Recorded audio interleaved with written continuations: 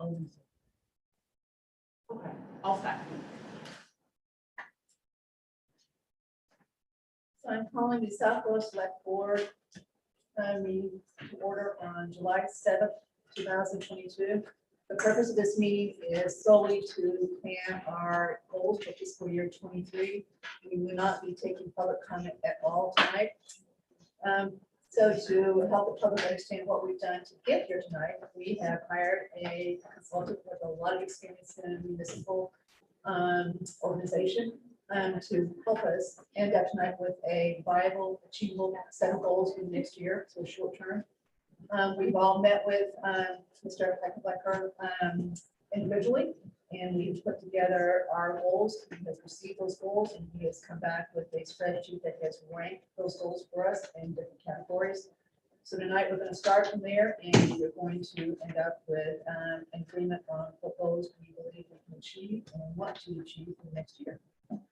So over to Pete. Thank you. By all means, call me Pete. We had a very nice discussion with each of you individually. I appreciate your time, not only for that, but also for responding to sometimes multiple emails and getting all the information from you and then to. So I appreciate that and thank you for that. And I apologize for not getting the grid back to you till this morning, but we got everything together and I think it's fairly good document. I just tell you a little bit about myself, and one of the reasons why I want to be in the center view and walk around. The fact that I'm just itchy, but I also have a hearing disability, so I may stand up right in front of you with your face, and so I can do a combination of lip reading and actual hearing. And to top that, I also have vision disability, so all the typos that you see, including we have one raider who's a tater instead of a raider. I will blame at least on my vision. A little bit of a challenge looking at that grid and doing it in large font. So I do the best I can, and I think hopefully we'll have a good discussion, a good document. The discussions with you were very helpful. The purpose is not for me to become expert in South Brooklyn, because I can't top you. You know, you've got people who have lived here all their lives. I think the newest person in town is 9 years here or something. And obviously you've been involved in your local government and your community in a whole lot of ways. So that's not the purpose of it. The purpose really is to try to get from you your candid view on answers to a whole lot of questions that I asked. I asked all of you the same questions, and I made copious notes for my own purposes that are only for my own purposes. And I promise you I wouldn't quote any of you, and I won't.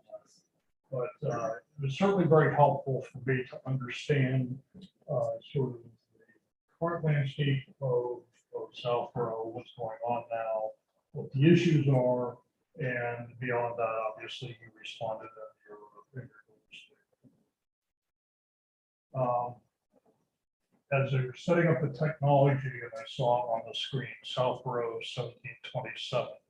Can you imagine what people would think 1727 if they stopped in this room right now? I mean, what's an owl? That's not an owl. It's truly remarkable. And I think it just helps you reflect on what we've been through as a society, and what every community in this country and this world has been through over the last 2 years, and the really remarkable accomplishment of having been able to provide services to the community, have your meetings, do your business that you need to do, get the streets plowed, schools taught, all of the other things that we do as local government. And I congratulate you all, and Mark and his team, because it really is a remarkable accomplishment. And then we're in this building that I understand just opened right before COVID. This also is a remarkable accomplishment. So there's some really good things, some remarkable things that Southborough has been able to do. And so what I hope we'll do together is define what some of those things are for the future, and help you address those issues. So the goal setting principles, the goals are for the town of Reading, that came out easily. The town of Southborough as set by the select board as CEOs. You are the CEOs of the community. I know you have a lot of elected boards, but this is the group that sets the priorities and sets the policies for the community. So that's what these goals are. They're goals set by the entire board of the town of Southborough. So it's not like, one person is setting one goal. You all gave me what you thought the goals might be, and we went through a rating process. And ultimately, it is a consensus of the board as to what your goals will be. The goal horizon is 1 year. So this is for 2023. There are things that are on your list that you will not accomplish during that time, but you may start them. I think with a successful process here, the community might want to consider doing some broader strategic planning. And in fact, I think you've indicated in some of your goals that in some areas, that's some of what you might be interested in doing. The goal should be SMART. I talked to each of you about whether that's something that you understand. SMART is specific, measurable, attainable, realistic, and timely. I took your goals that you all had submitted. I didn't give a SMART analysis of them. So whether they're smart or not, you're going to determine that, I think. One of the things that you need to understand in goal setting, particularly in local government, is you can sit here on July 7th, 2022 and lay out your goals. I will guarantee you by September 30th, there will be something that comes up, something happens that isn't even on anybody's list. So you all need to understand that you do need to be flexible in terms of administration, but it's still worthwhile to try to set goals for the year. To the extent possible and within the hour time limit, I will also have some observations on meetings and perhaps some suggestions on meetings and some general observations. If we don't get to those verbally tonight, then I will submit them in writing. Next slide. So this is roughly the process. Background information, you were it. You all, Mark when he came back, and Vanessa, plus reading material that Vanessa sent me, some past minutes, the master plan. I didn't read all the master plan, but I read some of the sort of highlights of it. So the background information, the select board submitted a potential list of goals independently. So as far as I know, you all didn't talk among yourselves, and we've got about 75 goals from the board members individually. Then I developed a composite list of goals, and basically I did two things. I looked for duplication or similarity and just combined. And I observed where there seemed to be some categories that naturally came out of your goals. So that some of those may be categories you're familiar with, some may not be, but they sort of naturally flowed out of what you all submitted as goals. The select board then ranked the goals on a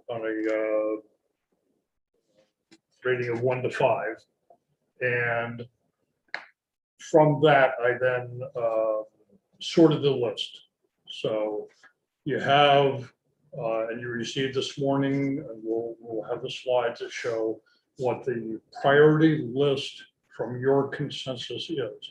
But that's just a mathematical process.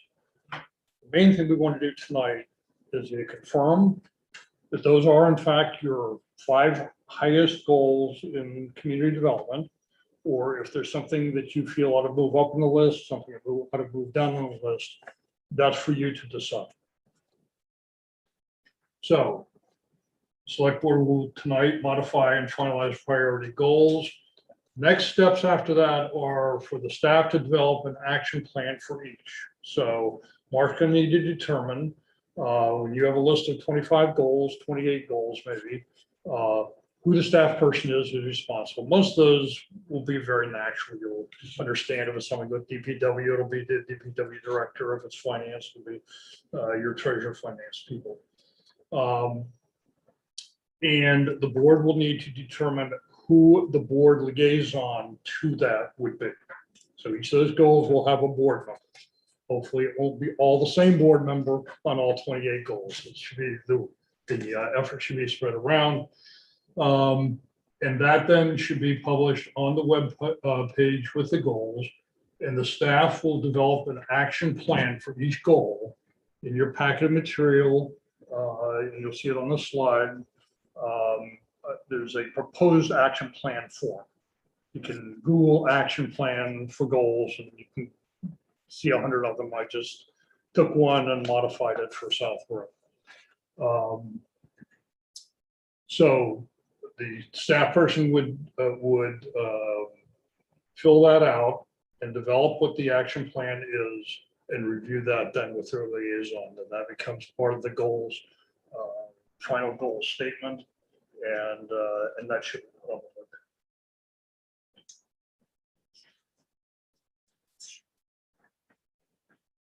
So next slide is actually the action plan.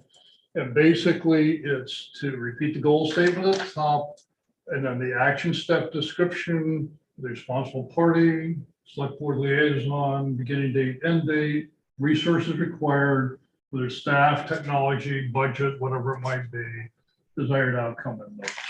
And so the idea is with each goal, some of them you may fill out one line. It may be, do X.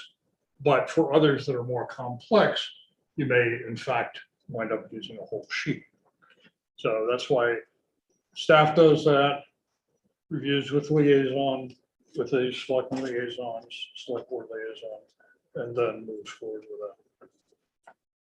So our next sheet is to show the goals.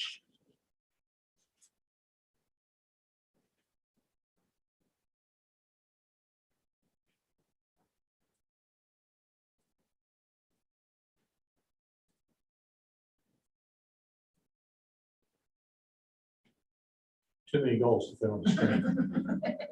Need a bigger computer. Ta-da.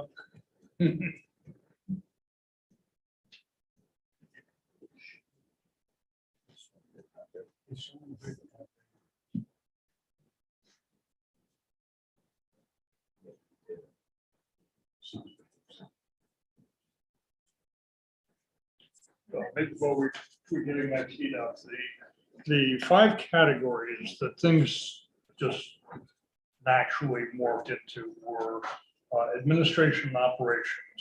And that was the largest single category. There were 19 separate items there.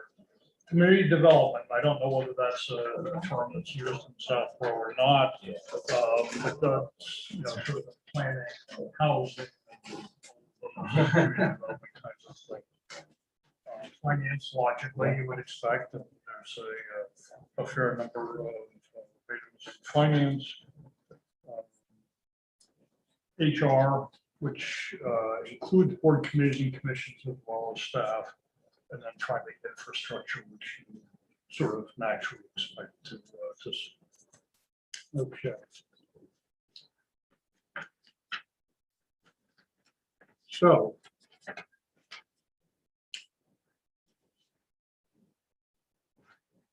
move that up to the top of the items. Yeah, this tool. Yeah. first one. That would actually maybe down one line if you can.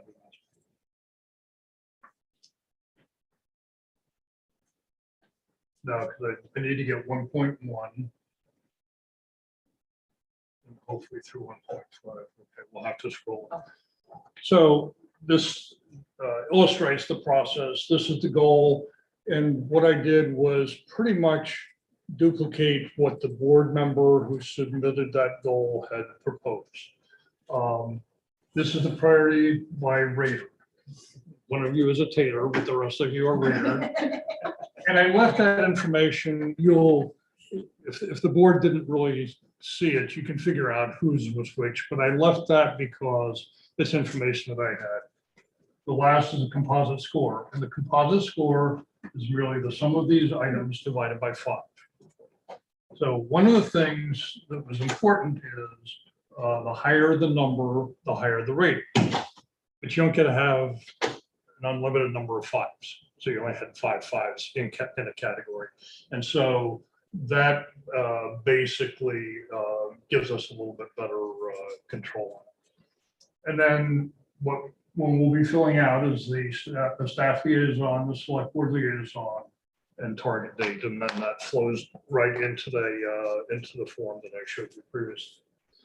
So I think what we can do is just go through the top items, and then you all have a copy of the whole list. So if there's anything that you feel like you want to move up, then you should make that comment, and if the majority of the board agrees, then that one gets moved up.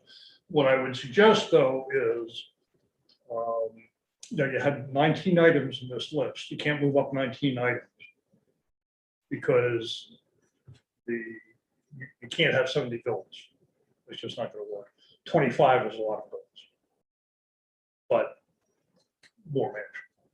So the first one was basically develop ways of outreach to the public. A lot of you had a lot of things to say about each of your goals, and that was wonderful. And in some cases, I actually took some of those suggestions and actually turned them into goals and made them as goals. But I think when we get through with this process, and probably without attribution to any of the particular members of the board, I would turn those over to Mark, because I think as the action plans are being developed, I think the board on some of those items has given a lot of thought to an action plan. And so there's no sense in losing that. We might as well capture it. So the first item was outreach to the public. Second item is continue efforts to manage IT cybersecurity risk. Third is to update the select board meeting process for improved focus, efficiency, and transparency. And that's what I have some information for you to discuss if we have time for that. Fourth item is to incorporate Americans with Disabilities Act as part of any project going forward. I'm sure there's a story behind that, but I don't need to know that. And then the fifth is to create a policy for annual and fall town meetings. And this is a concept. You obviously have an annual town meeting, it's required by law. Some communities have sort of statutorily or in charter a fall town meeting. Southbridge does not do that, although you have a habit of having fall town meetings, as I understand it. And so the idea is you want to enshrine that in some kind of legal process so that you know that you always have it. So why don't I just stop and open it and see if there are any comments. One of the things that I think is notable is if you look at the composite score, there is a fairly good sized gap from number 5 to number 6. So it does tell you that that's probably a good breaking point among those categories. And you don't need to, by the way, nobody needs to go back and change the vote or anything like that. I mean, it's a consensus process basically. So the question for the board is, you feel comfortable with those in the operations administration area as your 5 goals to work on for this year? Understand that there's nothing that precludes some of the other items from being done by the board now or at any time. For example, I think it's in here that you have meet quarterly with the public works director. If you want to do that, that doesn't require a long action plan. You can just do it. Correct Mark to put that on the agenda for, for once a quarter and it's done. So just because things are lower in the category, in the ranking, doesn't mean that they're lost forever or they're things that you can't consider. It's just that what you're telling yourselves and you're telling staff is, this is the top 5 priorities. That's where we want to spend our resources in this particular area. Can I just make a general comment overall, not necessarily specific to this, just so the board has information on some of the positions that I have taken throughout this document. When I put a 1 on something, it was because I felt it was something we were already doing or we were in the process of doing. So that's why, in some cases, again, we don't know each other rank things. That's why specifically I rank things as a 1. But that's not true with every one of them. For example, I don't think that's true with National Grid property. National Grid property, specific one. No. I do think the board has talked about that, Kathy, and I think we talked about the 21E needs to be done before the board moves forward. So I think that is a step in a process. But certainly, again, that's just so the board knows that was the reason why I had put 1s on certain things, like hiring the new police chief. That's going to happen. Yeah, I noticed that when I thought that. I was surprised that got did because obviously, okay, so that It's just, so I just want the board to understand why I did a 1 on certain. And I looked at it as like taking an action versus like doing a new initiative / goal. So I think I gave the police chief search a 1 as well. Because we're in the process of doing it, we have a plan and we're gonna execute on it. Looked at it more of an action, new goal. And then for me, I guess I'm a little bit of a combination. Some of the things I rank more is for that. We love for that same reason. Like that. We're going to select a new police chief because we have to. So I think for that reason, it doesn't need to occupy one of the goals. Yeah. Some of them, one, because I just thought my own personal opinion is that it's not as much of a shouldn't be much of a priority. But there's also a mix of some of the things that I know I put in that are particularly ones that begin to consider. That's really something that it's more of a long-term thing. And I understand that it's maybe not smart, it can't be done in like 1 year measurably, but I do think we should talk about, okay, when in our cycle do we get an opportunity to talk about some of those potential more 5-year things? And I know like on advisory, we often thought of like the summer was a time where you could kick around longer term ideas, and that led to things like the meals tax and things like that, particularly on the revenue side. And so I just wanted to throw that out there. I mean, it's interesting to see some of the feedback that comes from some of those. And I don't know how we're gonna, I don't know if that means it doesn't get on the list because it can't possibly be done in a year, but. No, I don't think so, because I think there are some things by their very nature that can't be done in municipal government. Yeah. But that, so if you're starting it as the initiative is this year, then it should be on this list. But hiring the police chief is using that as an example. Somebody put that on the list because I didn't make it up. Okay, so somebody thought that was worthy of stating as a goal. And that's fine. Yep. You all, you're 5 individuals with, great experience, ties to the community and so forth. And so you come at this obviously with different perspectives. But somebody thought it was important enough to put it on the list, and fine. But yeah, it's gonna happen. I did, because I think it's so hugely important. So granted, it's gonna Me too. happen, even if this is a goal, it still happen, Yeah. probably, right? Yeah. But I still think it's hugely important. And at the end of the year, when we take a look at this and how well we did here, I think it's gonna be an accomplishment we want to recognize. So that's why I did it. Mhm. And I hear you, Andrew, as far as long-term, short-term, and I think we need to get to long-term, but in my mind, being the newest person here, there was just a lot of things that need to be taken care of, that could be taken care of short-term, so we start there, and then we'll go to long-term planning. Unfortunately, unlike advisory, I don't think we've got the big window, you know, they focus on the budget and then they breathe, right? And they can start looking at philosophical things for this, before they start budget thinking, right? We don't quite have that break, you know, ours is pretty much action packed around, but I agree, we absolutely need to turn to longer-term goals during this year. But I thought a better way to start is short-term goals, so we can really get started and start checking some of these things out. I was more absolute in my rankings. As a matter of fact, I was less willing to give credit for things that are in the pipeline. So I tried to figure out what are the things that I would want to focus on as a manager here, even though I think we're underway, as folks pointed out, things. But I want to be sure we actually get to the finish line on some of these things. So this is, my rankings are based on where would I spend my attention as a manager, and not that the other things aren't important. I mean, I think there are almost nothing here that is not something that would be good to have happen, as a matter of fact. And the challenge is, you know, with 70 goals here, how do you divide your time and resources in ways that make enough of the right things happen?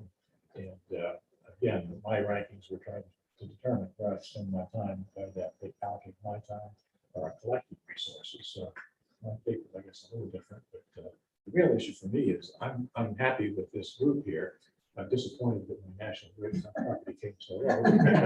But, you know, just, we don't want to dwell on that too long, right? But it's on the hard list, right? We will get to it, but we've got some time to get to that one. I know, but I'm saying that it's hard to go too far wrong here, as a matter of fact. So I'm less concerned about, you know, should number 23 be in the top 5 or not, versus let's find ones that are important that we can get done and figure out a way to make it happen. Because for me, the real issue, my high level issue, is that we got far too many goals. Challenge is, how do we get things done efficiently? And we've got resources, we've got people, we've got money, and we've got a management process.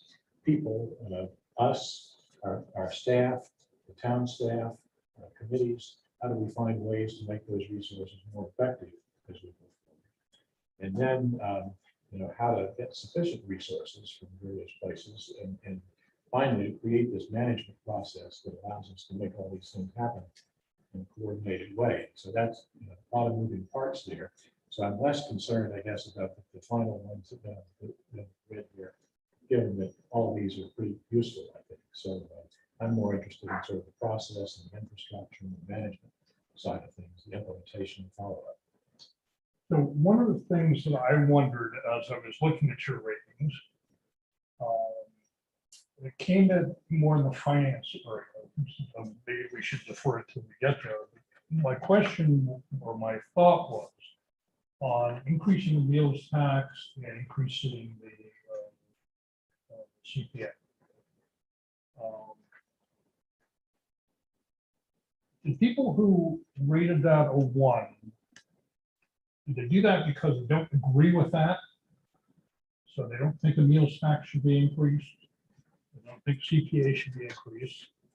Or did they just say that's not a priority? So it's something to think about, I guess, with any of these goals. Do they disagree with, you know, with the goal statement? Do you you disagree with continuing efforts to manage IT cybersecurity risk? I think the specific answer to what you just said, meals tax, CPA, depends on who you're talking to. So I was a huge advocate of meals tax. My committee advisory was a huge proponent and pushed it, and very happy there. I just think it's too soon to, it can double, right? I think it's too soon to do it. With the still, if you look, we've gone from 51 entities that pay meals tax down to, I think, 35 right now. That's the impact it's had on Southborough. So I just think it's too early, even though restaurants don't pay it, to go back and say, no, we're going to double it. I actually think we should consider it, just not this year. CPA, I'm on the other side. I absolutely think we should consider bring that to the town, and there's reasons for it. We're not discussing tonight, as far as reasons, but there is reasons behind that. So, again, people rank for different reasons, obviously, and that's not something that you can or should standardize necessarily.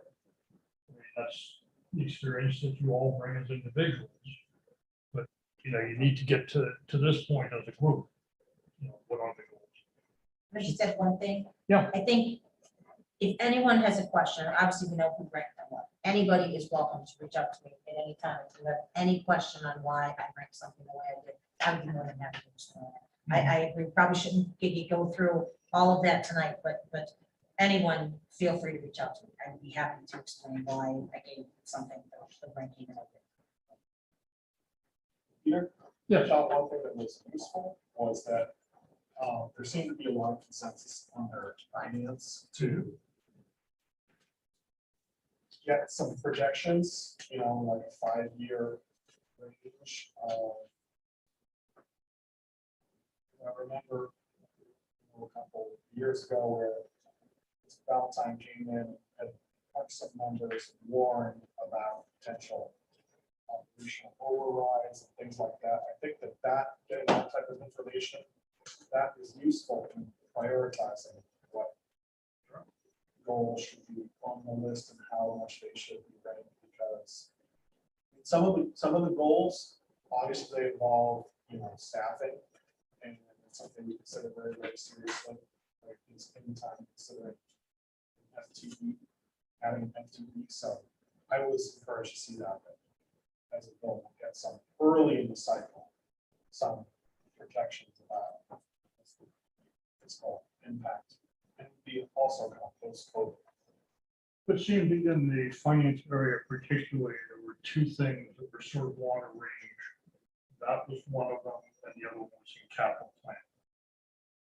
Both are good things, and both are sort of part of what you're looking at when you're dealing with strategic planning. I mean, this is goal setting, it's 1 year. Strategic planning is more than 5-year horizon is usually a good one in local government.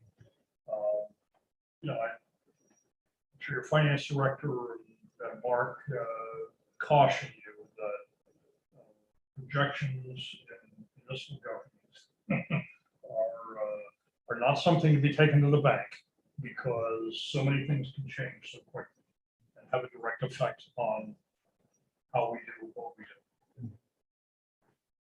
I'd follow up on that. I guess I have a little different view as one who used to be in the forecasting business. I think accuracy is questionable.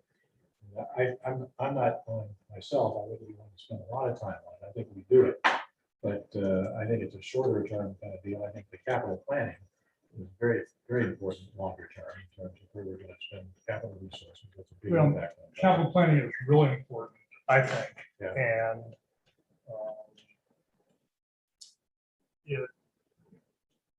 I guess my experience is that 10-year capital plans for local government are reasonable and realistic, and they're valuable in that when you're looking at financing capital projects, if you're going to sell bonds for them, you have to for some projects. Often those are 10-year bonds, so it's nice to be able to capture in your picture of capital structure and financing that. It's very good to be able to picture the life of the financing mechanism. So 5-year capital plan is better than no capital plan. 10 years, I think, is reasonable. Anything more than 10 years is questionable. I mean, it's easy in some ways. Like for the fire department, a 50-year capital plan is perfectly feasible, because they have X number of those huge, big red trucks that cost $1 gazillion each, and they each need to be replaced on a cycle. And so you can project that out forever. But when you get into IT, you know, you don't even know what the IT is next year, let alone what the cost of it is. So that becomes much more difficult, much more questionable. And I do a 5 or 10 year capital plan with a 2 or 3 year revenue plan. keep rolling that forward. And it seems to me that's as far as I'd be comfortable. with the You got a numbers. startup company. Yeah, I do. So I don't, I don't want to belabor this too much, but the advisory committee, for years, we did a long-term plan, kept, and what you're saying is right, we actually did a 30-year plan because we were trying to make sure certain projects looked like they wouldn't fit in and they weren't going to cannibalize the rest of what people wanted to do. And we were worried a few years ago that we were going to break the levy limit to $25. And I mean, and we were worried, and it turns out, we're not, we're fine. If anything, it's coming down a little bit because of the values went up so much. So we're fine with that. So I agree with you that it gets really tenuous after a few years as far as making any sense. But I think it does help to do a 5-year projection of operations, just broad, town operations, schools. We're not trying to say, DPW is going to go up to 1%, just overall, because we do have some control over that. And it does help you when you're trying to determine what you want departments to shoot for in that budget process, to be able to look a little bit forward as far as what may be coming, especially with schools and stuff like that. So I think we should, I like the idea of putting together a 5-year projection operations, and we've got a really good capital committee now that absolutely has a 10-year plan. So we're kind of far along in that path as far as something else. So. I think we need to know what we can afford too. We have to stand at the town meeting and defend whatever projects are coming forward. So you have to have something to go off of, right? And I think the general assumptions, some broad, plan is at least in the right direction. So I was the interim town manager at Lexington in 2019, and some capital planning work. And in that community, it was used, you buy new fire trucks and all that kind of stuff. Whatever you have left over is for roads. And any money you can scrounge is for roads. Roads is their issue. But that was great because the community set that priority. They knew what they wanted. Rural community, roads are important, so that's what they did. So getting back to this, are there any other things in the list under administration operations that the board feels strongly ought to be moved up? I'm gonna be the minority voice on this one, and it doesn't have to be moved up, but I still want to make sure that we're just, okay, you Chelsea. Okay, I know which one I'm talking about, which is, Ms. Malinowski is also chair of the Board of Health, and we have spent a lot of time the last couple years trying to figure out the right structure in 2022 for a local Board of Health. And I don't think we're there yet as far as that decision goes. And so I'm a minority voice on this board. Would still, I want to address once and for all. Yeah, I just don't think it's us to do it. That's why I gave it a 1. Okay. I think You it's want the Board of Health to do it. right. Okay, fine. Yeah, that's why I gave it a 1 here, because I don't think it's within select board purview. I just want us to make sure the Board of Health is going to do it, right? So that's what I'm trying to do. I do not want us to do it. I just want to make sure it's done. So that's okay. So that's fine. Everybody else okay? The other thing I'll say is I liked how you said at the beginning, even though it may not be on the top 5 goals. I mean, any and all of these things under the 5, we can still do. If any member feels strongly enough about moving it forward, we've done that in the past. You become the advocate for it, and Right. you ask for it to be on the agenda, and you speak to it, and you continue down that path. And So Sam has done that with National Grid. It hasn't fallen off the radar since he's been on the board because of that reason. And again, I think we all have the capability and to do that. So right, so in the absence of anything else, what you're saying to your other boards, committees, and commissions and to staff is that these are the top priority for the Board of Selectmen in this area. So in absence of anything else, that's what Mark and his staff are going to put together action plans for those 5 items under operations. They're not going to do that for the other items. Now, if the board, in September says, the Board of Health thing is important, then obviously, they'll have to put together an action plan for that and have a full understanding of what that means. I'll still try to bundle together National Grid property in the town engineer. They fit nicely. Administration operations. Yes. Just a couple points. One of 1.3 update SBU process for improved focus, efficiency, transparency. That is, I need some more focus on what exactly that means. Because that's the most general of the ones on the list. Cut meetings down to shorter times, this is part of it. Okay, that's Which something number is that's very easily said, but The third we have a ton of things that we deal with. We just go through them and. Okay, so, I mean, Well, what specifically would we do? well, on that, I have some suggestions that hopefully we'll get to tonight. Okay. I'll either give it to you in writing or Come back to that. we'll go to it tonight of some things to consider. Okay. And on 1.1, where it's quarterly, is there any, I think, more frequently than quarterly? Quarterly is just a long in the whole year, so.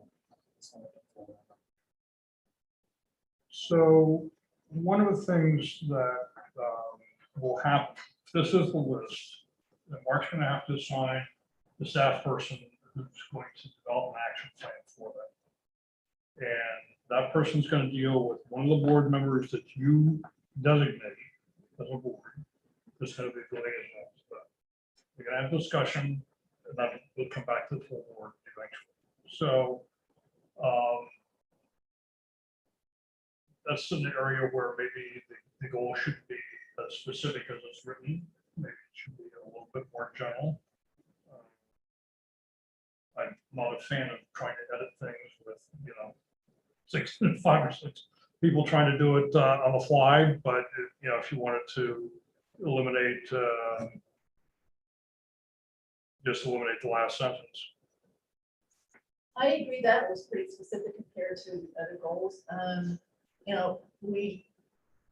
We have been told by knowledgeable people that, we've got ARPA money that's for a website design, right?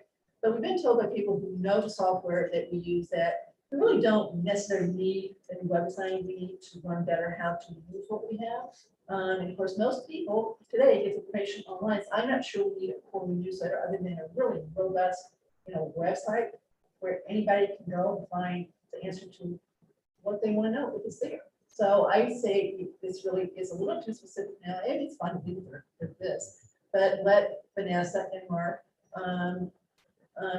with Jay come back with maybe a really good way to do a better job sending information. I don't know if this letter is what the right answer is, maybe it is. So I actually had put this on here because I thought it was important that not everybody goes to the town website. I agree, Kathy, that applies to the whole outreach and how we can reach people better.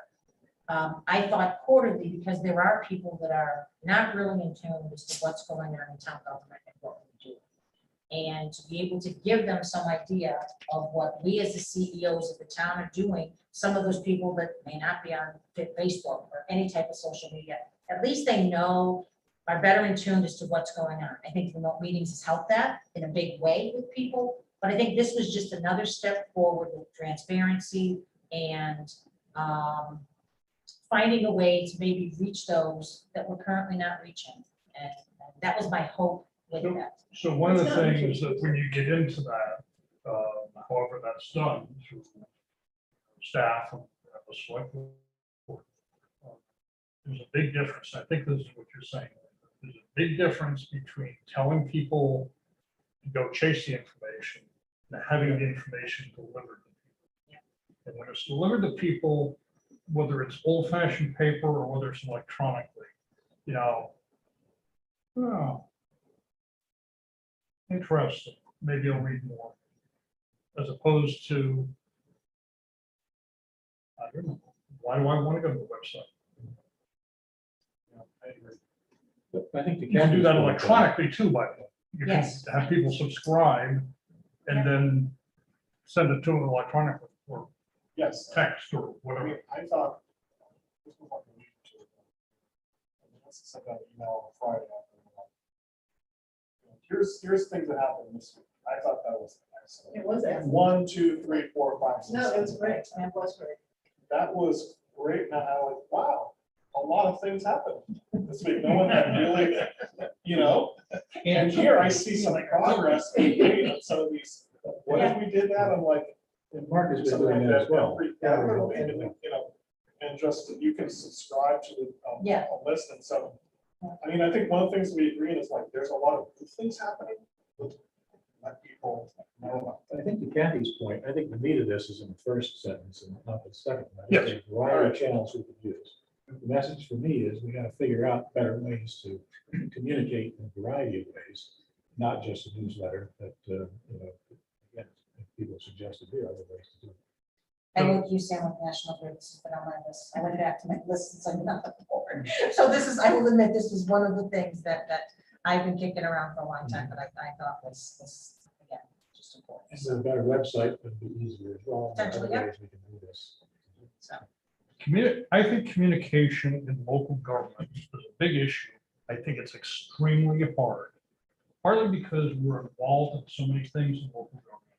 Now, if you think of, just think of in Southborough, the schools, well, you know, not that it's not important, but they're doing education. And so they have their built-in constituency. What's your built-in constituency? Roads, only if there's a problem. Public health, only if there's a problem. You know, snow plowing, only if there's a problem. So it's a very hard constituency to kind of get your arms around. My favorite expression was you communicate in a lot of different ways with your residents. If all else fails, you tie it around a rock and throw it through their window because they don't pay attention and they don't really care unless something's going on. So it is frustrating because you want, the select board, I think unanimously wants better communication. They want the residents to understand what's going on, right? So- Andrew, I'm not tied to quarterly. I just want to make sure that I wanted it to be broad enough that it could get done. So Understood. monthly would be great as well. Well, so do you want for the goal, the purpose of the goal, you want to take out the second sentence? I don't, but it's up to the rest of the board. Everybody has Well- one of 5. Well, I don't want us to be locked into that, if that's what we're saying. It doesn't mean that's not where we're gonna end up. I just think it's too soon to be that specific. How about EG? Did you do it for me?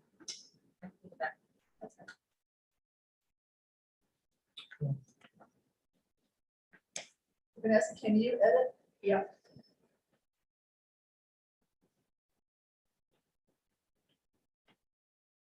You know, going back to recess schools, look how much information they give to parents. There's this, oh, you know, they fill the packets of stuff, right?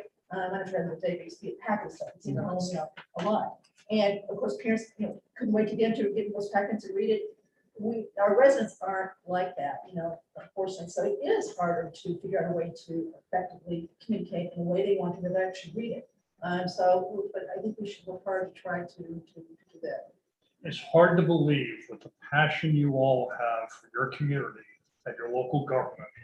And Mark, Vanessa, and people like you throughout the Commonwealth, it's hard for us to get that our residents really don't care as long as we deliver.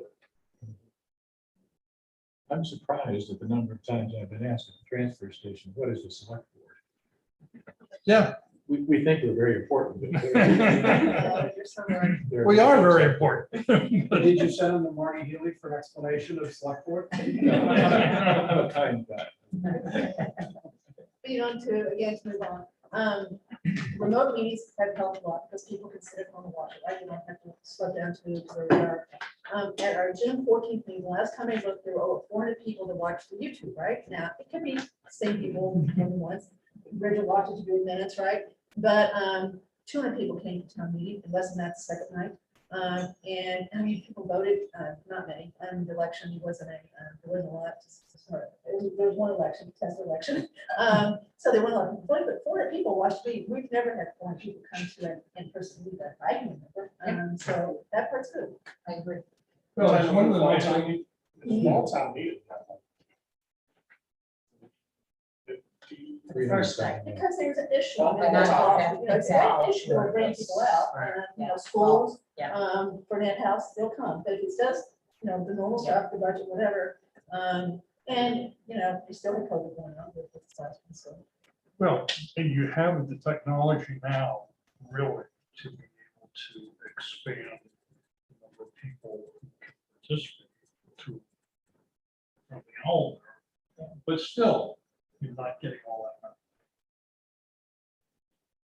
money. I mean, it's a little hard to believe. But people are talking, I will tell you, I get more, run into people at the grocery store now and people talking about what's taking place at specific meetings I know. than ever in the past, I which know. again, it's great, other than I'm usually at the grocery store for 2.5 hours, but that's okay, that's what I think we all want is the public to be tuned in, to what we're doing. Sure. So we're doing the right things that the public wants us to do. So when we first started televising, meetings, I think there was, curious. Of course, the nice thing about television is you can flip around and you can get interested in what we're talking about. You can watch something else. But after cable TV in Reading, selectmen's meetings were televised, I tell my wife, I'm going down to the market, I'll be back in 3 hours. Because, that you've got a sewer problem, how come the snow plow plows all the snow on my side of the road, whatever it is. You're right. It's great. All right, let's move to community development. So the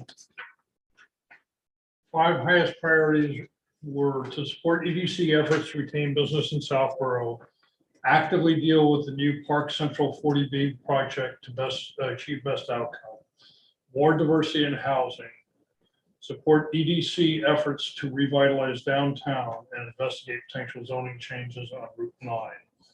3 of you that in that same category. Continue to support open space and trails. Again, this is a logical break. Look at the difference. That's a pretty sizable difference between your 5th and your 6th items. But you also might say, just you move the cursor over a little bit to the left.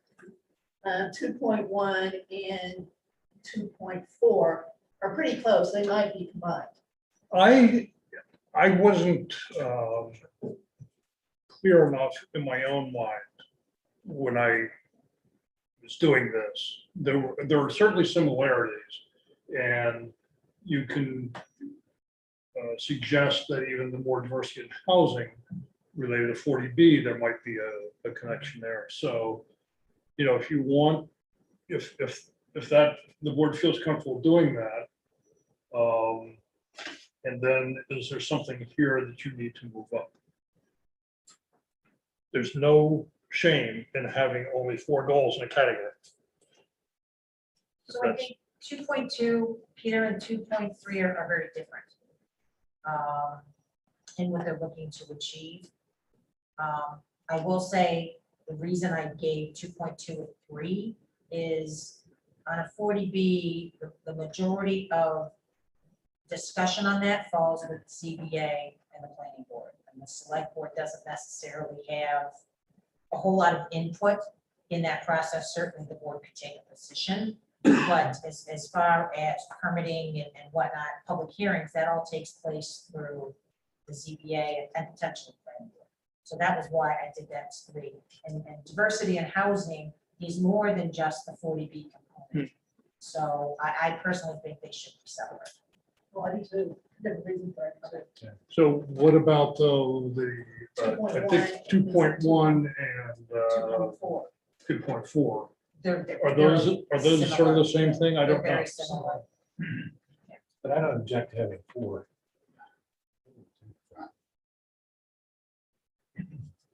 So I've got a question on one, and this may fall in the same category. We think it's underway, which is the disposition of South End property. Chelsea, I think you did a one. I did, because we already have the subcommittee. Okay, so you think it's underway? Yeah, Not that you that's- think it's important. Yeah. No, All right. no. So is the sense that you want to combine 2.1 and 2.4? I'm sorry. I'm fine with maybe in the minority, so. I actually. Well, if we're not gonna move one up, then what does it matter? So- Yeah. We can separate, I think I'm fine with. I think if the EDC efforts to retain businesses, like the business meetings that have been happening with EDC, that's kind of what I thought of that. And then 2.4 as being, looking at what potential opportunities could exist and working with the other boards and committees to, or, you know, the grant that we have for Route 9, kind of pulling that in. So I looked at it as 2.1 is almost like shorter term, doesn't require town meeting potential, and 2.4, you know, if there's zoning included, then it's gonna be obviously more than just us being involved. So please, separate step 5, and everybody wants to move it up. I think Sam's trying to figure out how we can fit National Grid. into Well, I looked down there, and 2.4. So Sam's not gonna say anything about putting them together, because that works. it's pretty far down. There's no hope. There is hope. Another reason I think there's 2 different EDC items on here, but just one thing that is kind of part of the mix is having Marika's departure, and there's an ad trying to build a part-time position. That's a bigger picture item, right? Is EDC coordinator, what's the best way to have that position? One of the things that I had put earlier on, it looks like we got some traction, didn't go that far, was thinking about instead of having that maybe a full-time position, combining it with some of the other things that we talked about before. Like, just getting information out. There are some related things that you could do there. But I just thought that because I agree with you that the business meetings, that's something like, how is that going to continue? Concern it, just.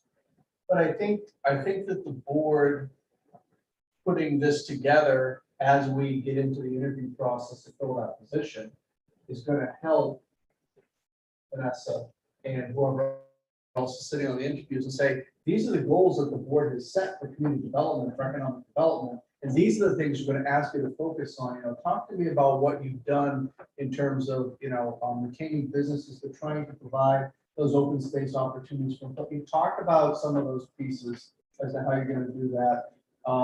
You know, how are you going to get the message out as to going back to the prior category in terms of utilizing social media and building that consensus to move forward on this thing. So I think that something like this is tremendously helpful in getting the right person in this position.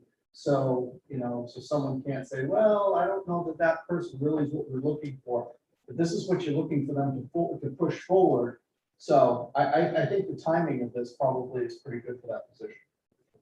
But this doesn't preclude what you're talking about, thinking about a full-time and adding more to it. We can still do it as part of the budget discussion for next year, part of special town meeting, if we want to revise the budget for the current year. So this does not take that off the table, I don't think. I think that if the board's consensus is what Andrew was just pointing to about combining grant writing or something else like that together, I would want to know that sooner rather than later, as I'm going to recruit someone. A 19.5-hour employee is very different than a 40-hour employee. That's another thing that we're kind of, encountering is the hiring environment is way different than it was 3-4 years ago, right? Already, like, there's. I only have 5 candidates. Yeah. 2 jobs for every 1 person applying for jobs, and that's what that is across the country. I'm impressed that you have that many. I was an acting economic development director because the town of Westwood couldn't find anybody else and I was retired. So they had me doing it for a year. So Andrew, are you looking for I'm supportive of a grant writer, but I'm not supportive of it for one specific department. I'm looking for. No, it's, oh, here, Townwide. exactly. Townwide. One person, That what I would be I'm supportive just of. throwing it out there, that position that. And someone that is. I definitely thought there was maybe some knowledge from someone. And then also someone. Supporting the schedule of meetings with people. How that person's focused on promoting the town, getting information out there. I don't know whether these functions can all be done in one position. But I do know that it's hard to fill these part-time positions. So let me ask one more question. So who would set the priorities for the grant writer as far as goals? If the grant writer, let me say, the EDC coordinator answers, well, somewhat tomorrow, but overall it's to the EDC, let's be realistic. And then you have a grant writer in the same position, who's gonna prioritize what grants and their role? I'm concerned there might be some level I don't have a great answer. That's a very good question. You know, what line, where in the budget is it going? Who is Yeah. that person report to? But I'm very supportive of trying this out. We've never done it. Sam's been talking about it for quite a while. I bought into it a couple years ago from the project that we really should try this with all the grants that are out there. Somebody really understands the process, because it's a science, right? It's an art, and it's a science to do it right. So I'm all for trying to incorporate a grant writer someplace, whether it's the EDC coordinator, whether it's someplace else. So I think we set the priorities on it. We through Mark. And I mean, I think that is townwide. I mean, other elected boards, I think, participate as well. I mean, at the schools, they've got their own resources, but seems to me, if you get the right person, they would find opportunities out there and come back and say, here are the opportunities, and then we can say, this one, let's go after, this one, not so much, and they can put from various people. I'm convinced that they more than willing to sell it back many times over. And not to go too far down the grant rabbit hole, but I do think that a lot of times we're so focused on getting an application and getting the money. totally agree. Yeah. And then we get the money Yeah. and we're like, okay, what's the plan? I agree. And The I project's really- gotta come first. I really think the plan, and the problem is that, and I think Mr. Healy was pretty accurate with the way that this administration, the governor, the way that they just put money in a bucket, throw a program together and they get it out there and say, come and get it. It doesn't give you a lot of time to do planning and structure, but I really think that this board, before if you have the control over that piece, before someone goes out and gets a grant, there's gotta be a plan. I agree. It's just like a capital project. You're not just gonna go and give money to a project if someone's like, yeah, we haven't figured out the details. We think this is what we need. I think we all agree with that. Management is And the key. reason I think the state threw it out, that they had so much money coming from all of the laws that were passed for COVID, they were just flush with cash. With all of these, with all of the, audits and COVID and taking the money back for the CARES and everything, I want to know where that's all. Excuse me, as to what's going to be done with that now. Yeah. So I agree that we're not done with A lot seeing of- more of that. A lot of communities have gotten themselves into trouble with exactly what Mark says. You're chasing the money instead of understanding a need I think you can say and then trying to get money. grants can't chase projects, projects need to chase grants. But I think we're doing it right here. We come out Well, with this goals. is- Yes. It's certainly a part of it. Right. And a long-term capital plan is a part of it. And long-term strategic planning and long-term budgeting are all part of that. But if we get the right person in this position, they can look at this list and say, there's money here, there's no money there. So let's figure out where the money is and where the need is and try to match that as best we can. I'm supportive of the grant writer. I just think there's more discussion that has to take place. I think, Vanessa, I know you'd be looking if the board is gonna flip it to full-time. I think it's a good idea because I think there's smaller boards and committees. Use trails. Look what trails did. Trails had that, they did a tremendous job with trying to apply. If there was somebody that did this for a living, I think open space is another one. I think they could truly benefit from this. So I think we need to look at it more holistically though, in terms of, are we set up the right way for staffing in general? So I know there were some positions sprinkled into the goals, that maybe didn't make it to the top of the list, but are we outsourcing the right things to begin with? And what really are our needs, and looking at it, and I don't think we're gonna get through that in a year, but I think starting to look at it from a high level view, and maybe we start with the EDC position, grant writer, and, you know, how does that fit in with the DPW? Because I think a lot of the grants that are coming up are going to be infrastructure projects. And so is it a grant writer and some sort of project management experience that we have in-house? Do we need that type of expertise? I mean, you know, I think if, I'm not against the idea, I just don't want to jump to a conclusion that this is the type of person that we need. And I don't know the last time that we looked at every position in town and see how they fit in together, and are we operating as efficiently as we can? So that was sort of stated as a goal in 4.1. I bet you that was my goal. Maybe. Review staffing It across departments to identify. Yeah. Leading the witness. Yeah, that was good. So That's where it's coming from. I agree, it needs to be done, but I would put that in the longer term strategic planning that we jump to next. So maybe what we could do is, and we've already got the budget passed for fiscal year 23. Yes, we could amend it at the special town meeting if we wanted to. But the job is posted for EDC, it's done. So I'd say leave it alone for now, but let's, one of the priorities within, as we put together our budget priorities for fiscal year 24, put this in it, say, let's figure out a way to get the grant writer. And I don't think you should try to force two unrelated positions together, which you may think are related. I mean, you know, in our office, your office, and treasurer's office, you know, we're sharing a position. You've got to have the right person to do it, and we have the right person right now. It's looking great. You know, we need to find out where those natural relationships in grant writing and EDC may not be that natural position. EDC may tie better with something else if you wanted to do something. So we need to be open to it, but we don't have a whole lot of part-time positions right now that we can consolidate with each other, because we have done that and tried to put those, you know, put those together. Sounds like the gist of this is that this discussion about this position is really something that, I think of it, is this something that's a fall time meeting, or is it annual time meeting, goes through the whole process? I think it's an annual. Okay, that's. I think it's more annual, but it could be fall. I think it depends on where everything falls out as far as what our true final tax rate is going to be when it's all settled, which is going to be pretty soon, and see how far off we are from what we thought it was at the annual meeting. But you're seeing, I think all 5 people agree that this is a good idea to truly incorporate.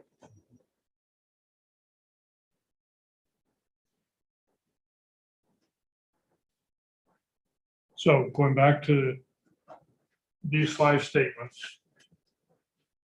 We're okay with that? As a priorities in community development. Next area is finance. Yeah, finance had understandably the next largest number of proposed goals, but the 5 that are at the top of the list: develop 5-year operational capital budget to understand options for larger projects and their capital needs. Town treasurer develop 5-year fiscal projection not later than September to inform the next budget cycle. I sense a tree issue. And I've read some of your minutes. Trees, determine the appropriate funding amount for catch-up and ongoing maintenance of trees. You know, that's a finance issue and it's a DPW issue, but It why not? belongs there because we're going to do, we've got to get it on the warrant for the fall.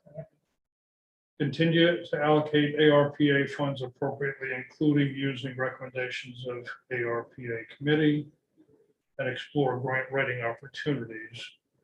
And the opportunities may be to hire a grant writer. So it was a much closer division from item 5, 3.5 to 3.6 than you saw in the previous categories. You have to draw a line somewhere.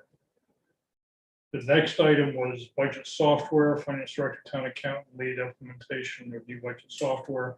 I sort of got the impression that this is in the works now, is that correct? So this is in progress, so. And that may be why, people didn't read it. So, Well, most people rated that one pretty high. Chelsea, either two? No, I was the five. Okay. I didn't think it was as far along, because I wanted it to be to give it a one. I think I would combine, I think 1 and 2 should be combined. I agree. And then move, Totally. this budget software, this is important. I mean, Right. you need a good budget software to truly do the job you need to do. So I would move up the budget software. So you want to combine 3.1, 3.2? Because they're both 5-year But they're different. outlooks. This, excuse me, this is, do that? No, that was me. You're saying Okay. develop a 5-year operational plan on both of them. So- So I don't think the first one does include capital too, but the second one, to me, repeats part of the first one.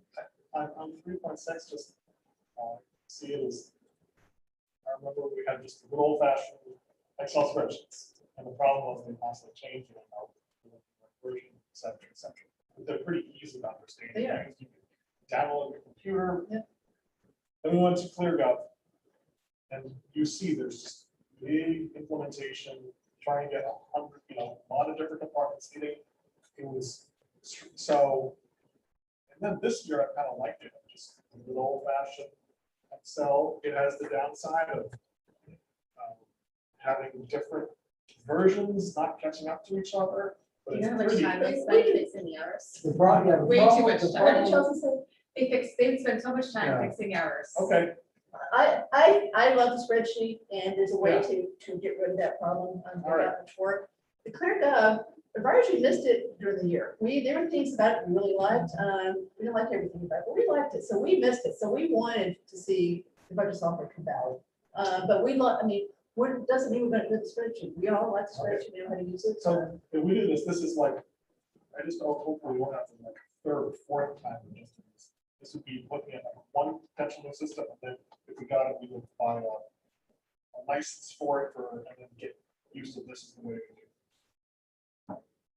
I mean, that was the first time. Yeah. I mean, I think, I'm just I throwing think John this this from. this is a the redo. ClearGov experience. I think, yeah, anytime you implement a software, you'll be stick with it.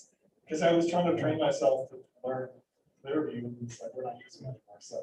They're looking at three. Right. They're looking Oh. at 3 different softwares, right? Very few people Okay. ended up understanding ClearGov, so that's a fact. Even on advisory, we did not get it. I got lots of questions about, and so I'd say most people get it.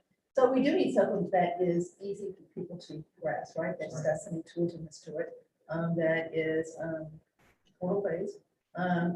But I still think we try to do it, because I think we do need that to truly keep track of things during the year, That's what the benefit is. The spreadsheet actually was fine as far as I come to, but to keep track of things during the year, where we really stand. So we combine those planning ones and move the budget software up, we still got 5. Lisa, why do you think 1 and 2 are different? Because I looked, okay, and again, this wasn't my goal, so I don't know. When I look at a 5-year capital budget, I look to capital, So I did operational / capital. right? So, I mean, 1 was mine. I think operational is inherently for beyond 1 year, it's a projection. right, And I don't think that changes. I mean, I think 1 and 2, 3.1 and 3.2 are essentially that's fine. the same type of Yeah, thing, I but agree. again. I mean, it's a- obviously, it was This one important. seems to have a capital focus. 4 and This 5, is, right, this but- is. I The, wrote one's 3.2, expenditure, and it's the other's revenue. 3.1 covers it, that's fine. I mean, I thought they were both important, so I'm fine either way, I think they're both important too. I just think one does it. Yeah. That's fine. Yeah. I'm trying to get the budget moved, the software moved out. Yeah. No, I'm with I'm you. good with that, I'm fine with that, so. No, that's too far down. That There's doesn't- only 0.2 off staff. So is a sense that we're combining these or Yes. not? Yeah. We are combining it. And then Okay. move the budget software up. Is that what? Yeah. And then we are including the budget So are software we gonna, as a fifth goal. the maintain the AAA bonding within? Did you say move that up, It's still- Chelsea? No, I it's didn't. still below, yeah. Okay, I thought somebody said maybe Kathy combined the two. Did you say combined? No, but we certainly do want to maintain our AAA bond. So what, can you scroll a little bit, Nessa? So do we want to reword this Sorry, at I all? just was somebody said it. I think you can just go with the wording from 3.1 and add the word projection after develop 5-year. Yeah. Put in the word projection. Okay, right here.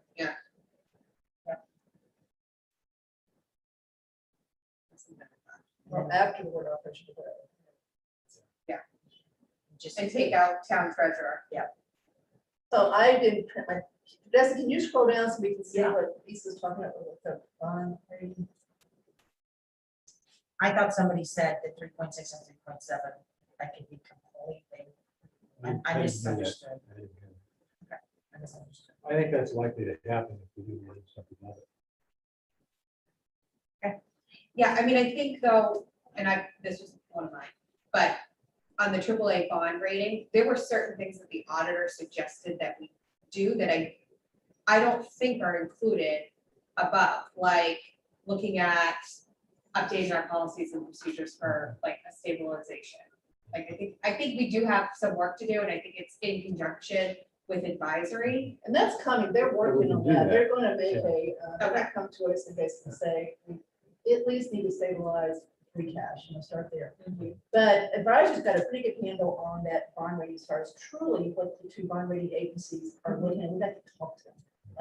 And we know truly what they're looking for as far as excess cash, so it's not just stabilization, it's a lot of things to Yeah. put together, so I agree, we need to focus on it, make sure that we keep it, because of course it saves us so much money with interest rates. Right. But I think that that's what happened. So is budget software being moved up? Yes. Yes. Okay, so we have 5 goals Still five. combined, 1 and 2.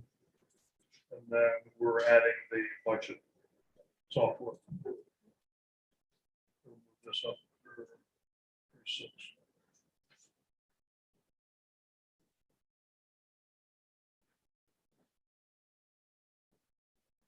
That's fine.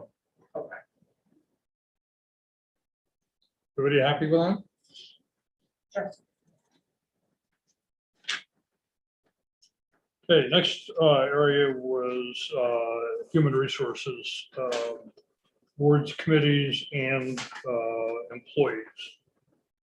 So the top 5 goals were to provide support to DPW head in her major decisions, make decisions on public safety dispatch regionalization, updating, consolidating policies, handbook, making sure our volunteers understand and have better guidance of our expectations of adherence, training, review, enhance, and fund training for, I think I didn't move the line down there. This is Employees and probably wrong. volunteer opportunities, general and department specific. Thank you. And then 5 was to hire a new police chief. Well, either you wanted it there or you didn't, so. And there's not a large gap between that and the 4.6, a yearly survey of all employees regarding process, room for improvement, morale, and general thoughts. So. Thoughts on these? Just some thoughts. Kathy, it sounded like you wanted to keep hiring the police chief. Yeah, but after discussion tonight, as long as we know, I'm happy, because there is a couple I would like to see moved up. So Vanessa, can you go down a couple more lines just so we can see the next method? So I'm happy to take it off, given what we said tonight, as far as the reason for the 2 ones. So I actually think that 4.6 is kind of interesting. I mean, it reminds me a little bit of the fire department long-term strategic planning committee. the same time last year, and they did this as part of their long-term strategic plan. And it was kind of interesting. And, you know, I think the key with surveys is in keeping more and more as the survey monkey, it's just 1 through 5 on this computer, it's anonymous, and you keep it pretty focused, you make it so it's fast, complete.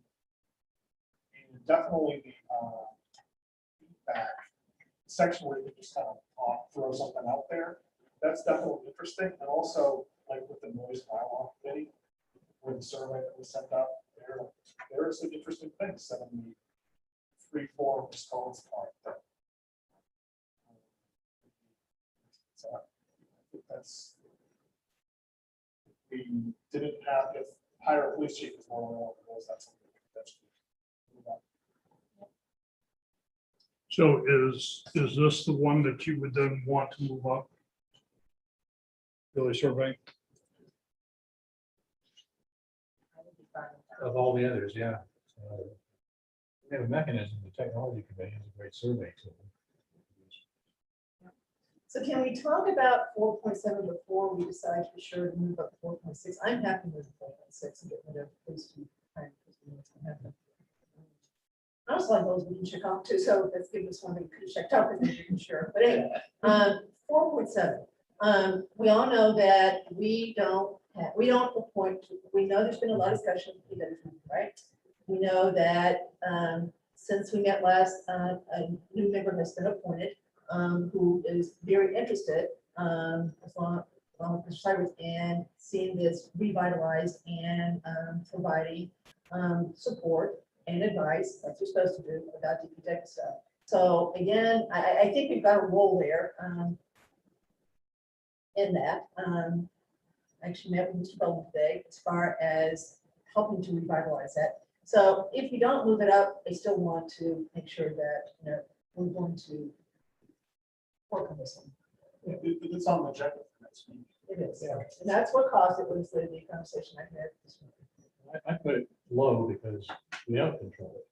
And I think the issue there is if we actually get one more appointment, I'm interested in working like the board could work, I think that tips the balance, but we have influence that sort of. Mr. Savino's position to appoint someone else that is interested in actually taking on a broader scope, then I think that allows us to do that. But So far, that hasn't. I think that ball is already starting to roll though, in terms of, I know that capital We need and July Public Works Planning Board is planning a joint meeting Yeah, again, 18th, yeah. reviewing some of these projects, whether it's Hopkinton or you know, something else.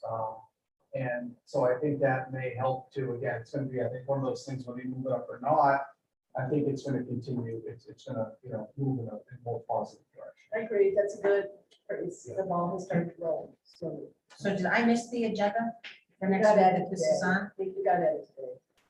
I haven't seen an agenda. I believe it was sent over Very late today. It was The like agenda 5 was sent out o'clock. yesterday as far as the draft agenda, by Melanie, and then today it's got added, and I don't know if that revised agenda is coming. Okay, but anyway, so now, so we'll move up 4.6, leave 4.7 down. Andrew, how did you see the agenda if it's not posted?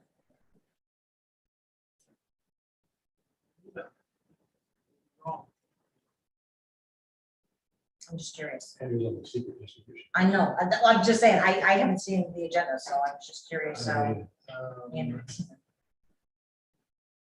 So Vanessa, go ahead and move up 4.6. So just a caution on 4.6. It's a lot of work. Developing the mechanism that you use and then doing something with it, evaluating it, summarizing it. So We have the mechanism. mechanism being survey. Well, there's another one that the technology committee actually has a survey structure. Okay. That they use for other purposes. So in theory, we could use that, but there is work to define what are the questions. And then the analysis, again, flows pretty easily out of the survey. I mean, I think this board should be the one driving that survey. Yeah. And again, I think one of the complaints about the MTC survey is that it was just too long. Yeah. Right, again, you want that quick hitting, so people are gonna wanna do this, you have 15 minutes to go from this point. Yeah. I mean, you want, and again, I agree that some of the open-ended comments that people add sometimes more valuable than the box and check. But we could drive it. Yes. Oh, I'm just saying, yes, I mean, we do have the mechanism, but I think the board, or a member, whoever is assigned and everything, that should be helping to drive Agreed. that. I think it's important. You got that? So Yeah. moving that up. We good on HR? Infrastructure. So the top 5 in infrastructure, and actually it's the top 8 because you have a tie score for the 5th place. But they pursue software to evaluate road maintenance priority and sidewalks. St. Mark Street Park project, complete the project plan, project in an appropriate manner that's supported by the majority of town residents. Initiate Corderville Road improvement project, including impact on trees. I agree with that one, but only if you put a better sign for Route 9 turn, so that comes up very close. Finish current road projects, including Main Street, North Row Road, culvert, Newton Street water line installation. Can you expand 5.5? Doesn't look like it's.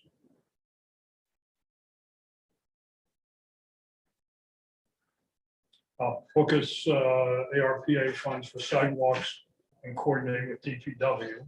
That's 1, the 2, first 3. consensus item. So, Oh, yeah. so that is tied with remediation of Breakneck Hill dump. Continue to develop a long-term ADA plan to correct items identified. And continue dealing with future of the school through the Neary bond building committee. So just by the tie, there are a lot of items in there. And then you go from 4.0 to 3.8, which is fairly close. Just a thought on 5.8. I looking at it now, I put 5 there, I should probably put 1 there. And being consistent with what I've done throughout, because that's already being done. There's already a building committee in place. So, I mean, you're gonna continue dealing with that as long as we're in the MSBA process. So So, did the one, Chelsea? yep, I should. Well, so now I know what you're doing, so this helps, right? Get it, one.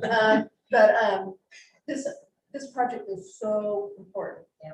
I'm okay, yep, we know it's gonna keep going, whether we make it go or not, and, we're really not doing the legwork right now, right? We're waiting. Right. So And we I'm have okay, 18 months, right? I'm okay, but, big thing. I mean, Just I I'm- completely I'm- agree. For consistency purposes, with everything I've said, I should have. But back up and remember that this is not only the board's priority, you're trying to set priorities for the organization. Right. Okay, including staff time, including building committees, including capital committee, all of them. But I look at this as school administration versus town administration. And that committee has full purview over the financial aspect that was given at town meeting. They go first. let me ask you a The question. town Is goes this a last, so they're school- supposed to approve Is them. this a school No, no, building I know, committee but under yes. the state Yeah. definition? Yes. Yeah, It is. I just looked at it for this year. What are we gonna have to do for this one? That's how I was looking at it. The other comment I would make in terms of 5.6 remediation of Breakneck Hill dump, we're under administrative consent order with DEP. Again, that ball's rolling. The first phase is all set, we're bound into that being done, so you can have it as a goal, but I think it's a little bit of a wasted goal simply because you have to do certain things and fund certain things at certain times. So that's pretty much already set for you. I would disagree slightly. That one, we're in the investigation phase, right? We're not in the remediation phase yet. We don't know what it's going to look like, because we don't know what the investigation is going to say. So this one is so important to many people in town. It's been around for a long time. I want that one left there, even if maybe I'm a little critical as far as we're not going to put things here that have already started. I just don't think. But I think remediation you're, has I think you're bound into it, and I think the important piece for that particular piece goes back to your first item under admin operations, develop better ways of outreach to the public, because I agree, a lot of people are interested in that and how, how it's going and what's going to happen. But I disagree, Rick. I think we don't know yet what the total cost of that's gonna You be. don't. So for me, I think it's important to leave on here until we can close the loop. I know we're in a phase, but I think people are interested to know as we go through and the investigation goes through, what is the cost really gonna be? And we're gonna, whether it's a goal or not, we're gonna talk about that. Well, I know. I'm trying to break the 4.0 log jam, Again, I, know? Well, we're gonna take up Neary, I think, so, well, I leave Neary on here, but I'm going to defer to the rationale of not, I've got 3 5s there. I'm okay with having 8 things. I mean, agree. infrastructure is a big Me too. deal. I am, yeah. yeah, just leave it. I just wanted to be clear that the reason why I gave it a 1 was because I just don't think there's gonna be an action. I think we're gonna follow Oh, I get it now, Right? You don't want a police chief, you don't want to, so now I get it. She wants a lawless society where she can put her trash where she wants to. There you go. Let's break that hill. I mean, I as well am fine with it. But I think the Oh, issue for me yeah. is that if it's underway, that means we don't have to spend a lot of our time. To that point now, like 5.4. So Northborough Road, under Neary School, that is a school building committee under Yeah. state statute, then you really don't have a dog in that hunt. Yeah. Because it's the school committee is Until driving they've that done project. Until they make a decision, correct. Yeah. So I'm staying close to. Okay. Well, but that's a different item. Just to That's be not, clear, this that's not a committee, school building committee. it's an That's ad a- hoc committee under, select board appointed this committee. So it's an ad hoc committee under select board, and we will hear from them sometime during this year, not sure when, not sure what we're gonna hear. So I'd rather stay there, because I think this, I mean, to me, that is just, at the very top of my list as far as what's important. Lisa, are you disappointed the trees didn't move up to 4? Because, we're gonna get to the trees before we get to 4, so, it's not like we haven't mentioned trees. Yeah, no, I think, again, I think you're gonna see the process for trees, Kathy, before town meeting. I mean, Mimi's on vacation this week, so we didn't get done as much as we'd like. The conversations are taking place and we're drafting stuff now, so I'm fine with leaving it because it's gonna be done before town meeting. And next week, we're gonna list what we think is going on the warrant, and let's get started, so that will, I'm sure. That is the first First article. That'll be number That's one. number Number one. Yeah, we agree. Yeah. You have agreed, agreement, so yes. Yes. Okay. So I'm fine. okay, I was just speak up about 5.5. Resident surveys have consistently showed people like to see sidewalks. My recollection was that the ARPA committee, one of the recommendations they had potential uses was for sidewalks. His Yeah. biggest big issue, money. $704,000. Okay, so The there's a biggest big- issue was the sidewalks. And there's a deadline to spend that. Yep. 2 years. Yep. So just, I think that's a good goal because there's a lot of thinking. that needs to go into that. Where would it be? How would it be done? And then having something like that, go to the Public Works Planning Board and just have all the process out there. Like, this is what we're doing. There's an opportunity to get something done, and I'm afraid it might be lost. On the list to try to just, rather just do it this year. If you try to do it in the last year in which you need to spend the money. You got to just run the decide risk by that- the end of 24, what you're gonna spend it on. You gotta spend it by the end of 26. Okay, I would still err on the side of. I agree. No, I agree. Sooner rather than Yeah. Would it later. make sense then, and I agree with you, Andrew, to do 5.5, 5.6, and 5.8, put an asterisk as to follow up? Because, again, I don't know that there's gonna be a whole lot initially as a goal for us to do, to be able to be Yeah. a liaison. but if we do an asterisk, it makes more sense to leave them all there. Not as an action item per se, but it's still important enough to be a goal, but there's work being done on Okay, another That's a thing suggestion. that I was going is like 5.4, the ball has already kind of rolled on several of those, right? North Borough Culverts, reconstruction meeting next week, Yes. and then Main Street, He's just got some bumps. specifically a track, yes. it. Yeah, And so maybe we can compare. Yeah. But I think you're right for. So again, important stuff that I think we ought to keep a close eye on and keep pushing as best we can. right, and I think for the public to see, again, maybe an asterisk with a follow-up, it's not as much of an action item as some of the others, but it's still on our radar, and it's still important. and it But I still think, deserves I to think be. when you fill out that action sheet, remember how Pete Yeah. had said, some of them are gonna have like one Yeah. piece and some Right. are gonna have a bunch? I think you can put that on, you have that on your goal sheet, and your action is simply going to be to continue to follow, I mean, we can figure out whatever wording, depending on the liaison for the board. But I agree, I think those are less action at this point, more shepherding. I was just thinking, if I'm a member of the public and I'm gonna look at where you ended up on goals, and if I'm looking at remediation on Breakneck Hill, specifically, I'm gonna be asking you as a board, what are you doing? Unless, there's something saying that, it's in the works, or it's a follow-up, or it's, again, it's just clarity. But again, And we can put in there a message under the action item, I think that will help answer that. And I hope, again, we publish and update the stuff for the public to look at. as we go Yes. along, and answer Yes. questions. One thing I'm near to that is an action item that's related, is that on July 12th, one of our agenda items is to consider Capital's request to form another committee, ad hoc committee, to separate the discussion of a community center from everything else we're discussing, right? So we do have things to do under that, if you include that as part of it.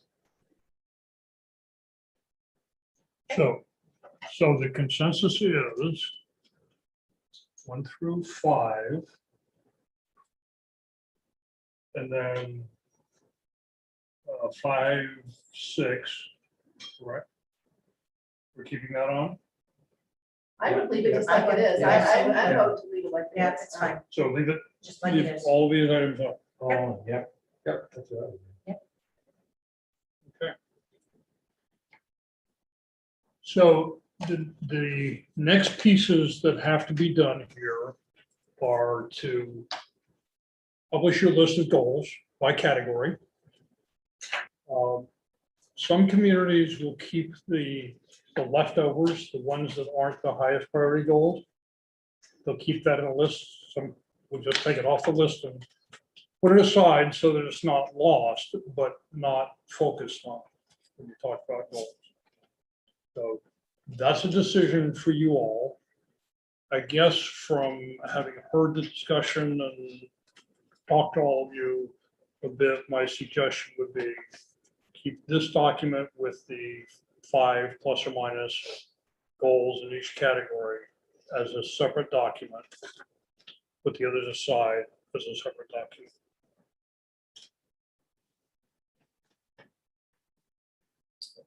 Thoughts? Nothing's gonna happen on these other things necessarily. So I think it's useful to at least look at them occasionally and as best we can. to Mhm. Keep some of them moving as we get opportunities. Keep things moving. So I An thought it was an opportunity excellent is, list These are good all the way things. yeah. through. opportunity is the term I usually use for those leftover goals.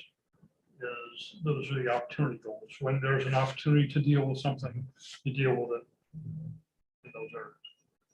Or if we find grant money someplace to do Well, some of these exactly. other things, maybe we can think about it. Exactly. Okay, so we'll put that together for you as a list. We'll take this out, but we'll leave this in. So what you're going to need to do, Mark is going to need to assign a staff lead for each of those goals. the board is going to need to establish a select board liaison. You can do that tonight if you want. You need to get that done. And then the target date is part of the larger action plan. Can you put that action plan document? I think we publish the list and look for volunteers to be liaisons.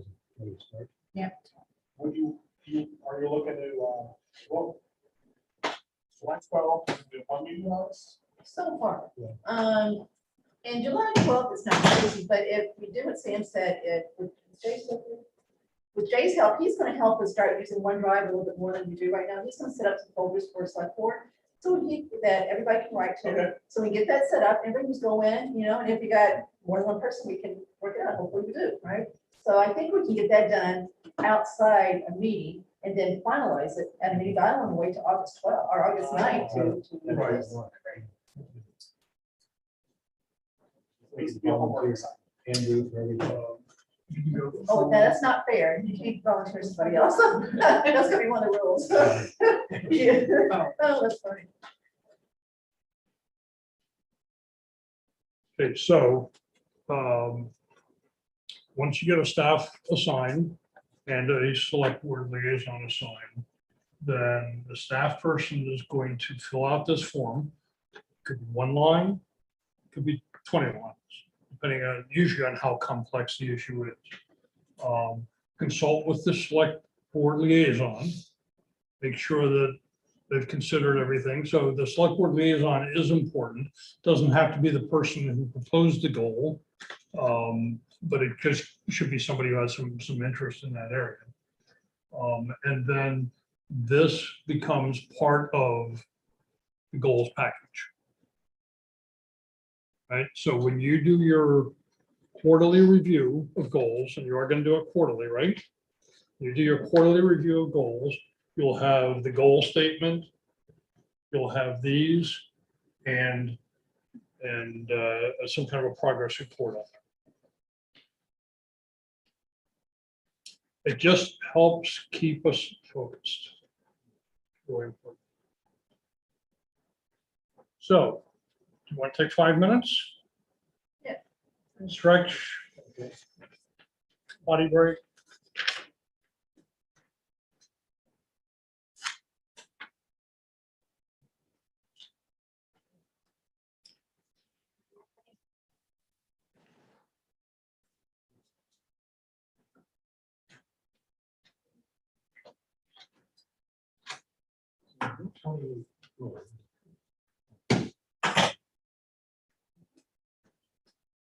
Nice job.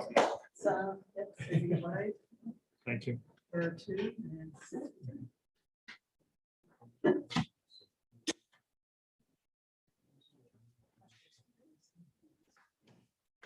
So, we had to fix this.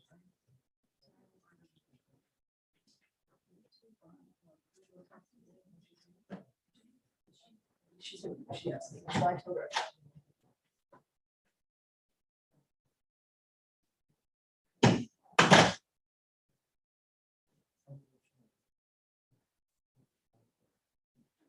So you were comfortable with this? Yeah.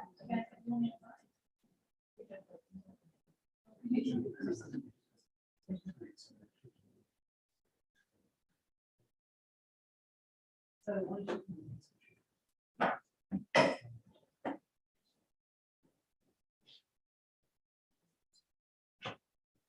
So, we know. I don't want to use. As long as we're sure, he knows. And he knows if you're not because and it's just. He is. Yes, not. Yes. Yeah. Very fast. It is. Okay, thank you.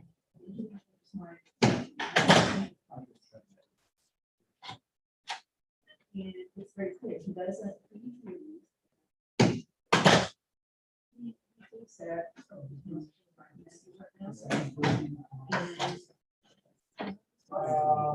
I saw eight versions. I mean,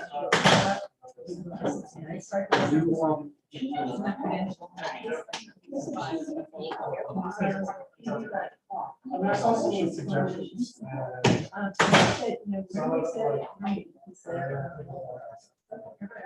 They were shy. So I said. That's why I'm okay, but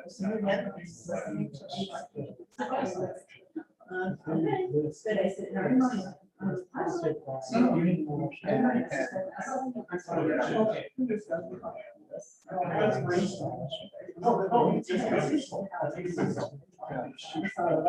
Just see. Mostly because this is where we are.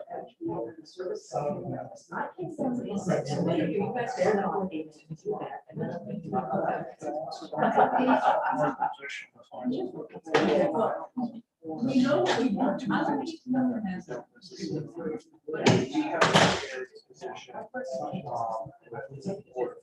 So you two, you know, this is not gonna be, because I think the person I think are going to actually get more. And it's not, right, so that's, you know, he may all of us, I'm not sure, I don't know. Right, so it is a position. Maybe they don't, I think it's. But anyway. I don't know. Another thing, you know, two things. No, I'd say no. Letters to contact.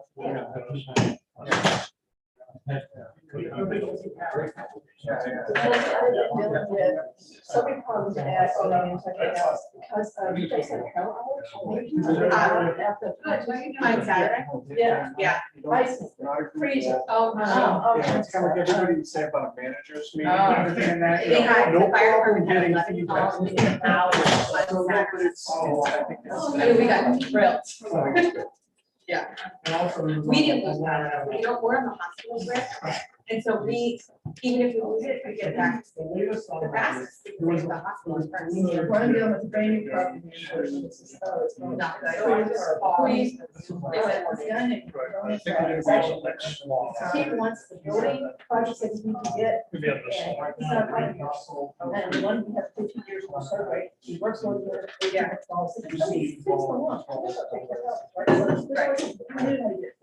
This is. Oh, that's awful. Yeah. I think it just depends on where you work there too. Yeah, well, you know, Marine Home Center is the life, you know, the whole thing, right? So you gotta know how to get into the home center. Gotta know which one is now. Oh, Don't have my taxes, that's it. You get everything. This is- I have no relationship with them. And so. I thought some- Yeah. And you gotta fix things for the kids. Well, and it's so hard to get anyway, right? $25,000 free cash. Yeah, this is great. You were in Uxbridge. You were in Uxbridge before? Yeah. You were in Uxbridge. So, You I know, mean, the key Kristen point Black? is that Kristen Black. any decisions. Oh, yeah, sure. Okay, we also know Kristen Black. So she's on the borough. She's in North. She's in North, yeah. Oh, wow. She's the healthy. I met her. So I'm on. I'm the on regional jury. committee with her. So I just had a meeting with her yesterday. Yeah. I think there's. More than, you know, percent. Oh, yeah.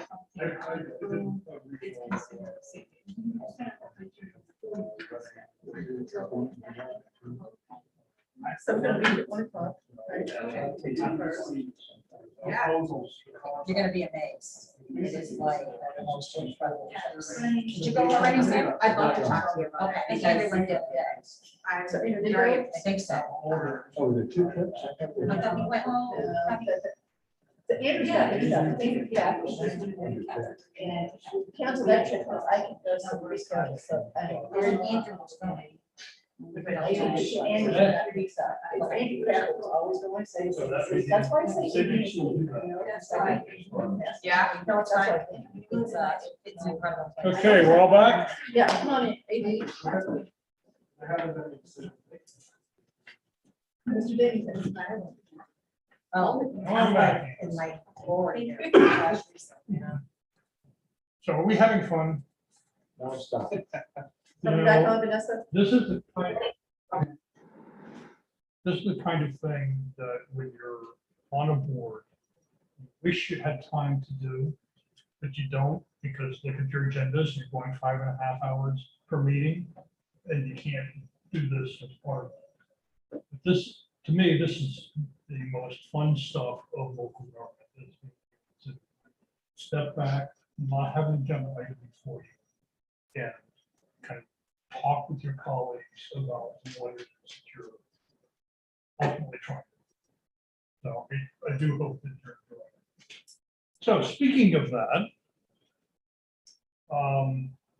goal 1.3, just adopted, says, update select board meeting process and improved focus, efficiency, transparency. So let's talk about your meetings.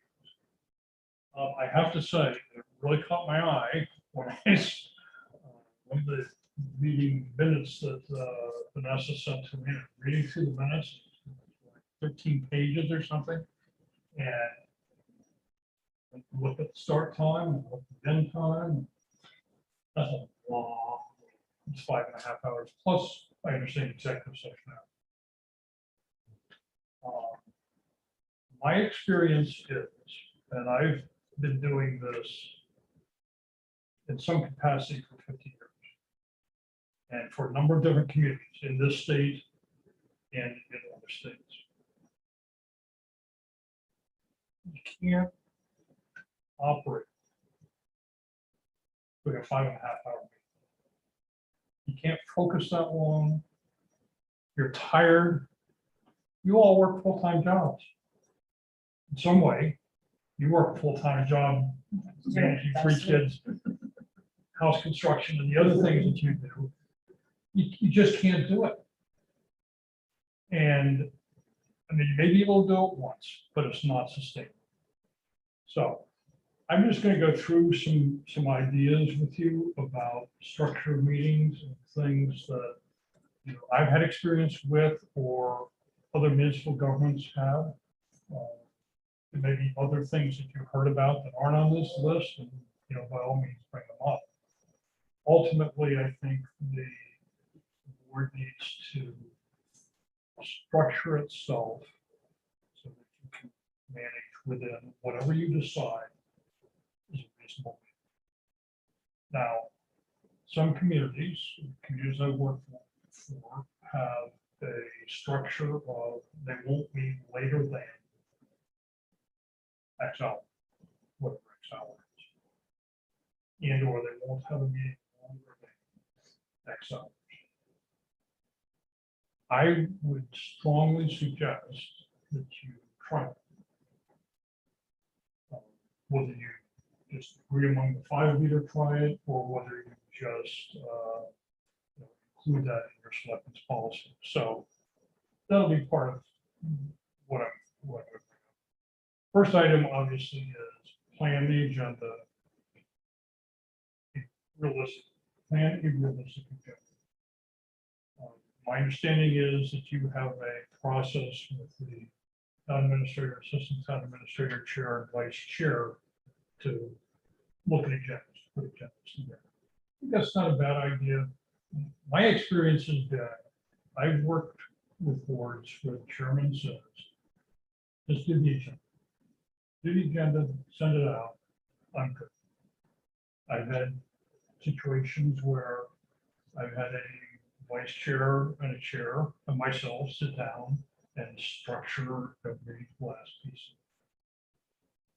It's not that one is right or wrong, it's what fits you best. But whichever way you do it, be realistic.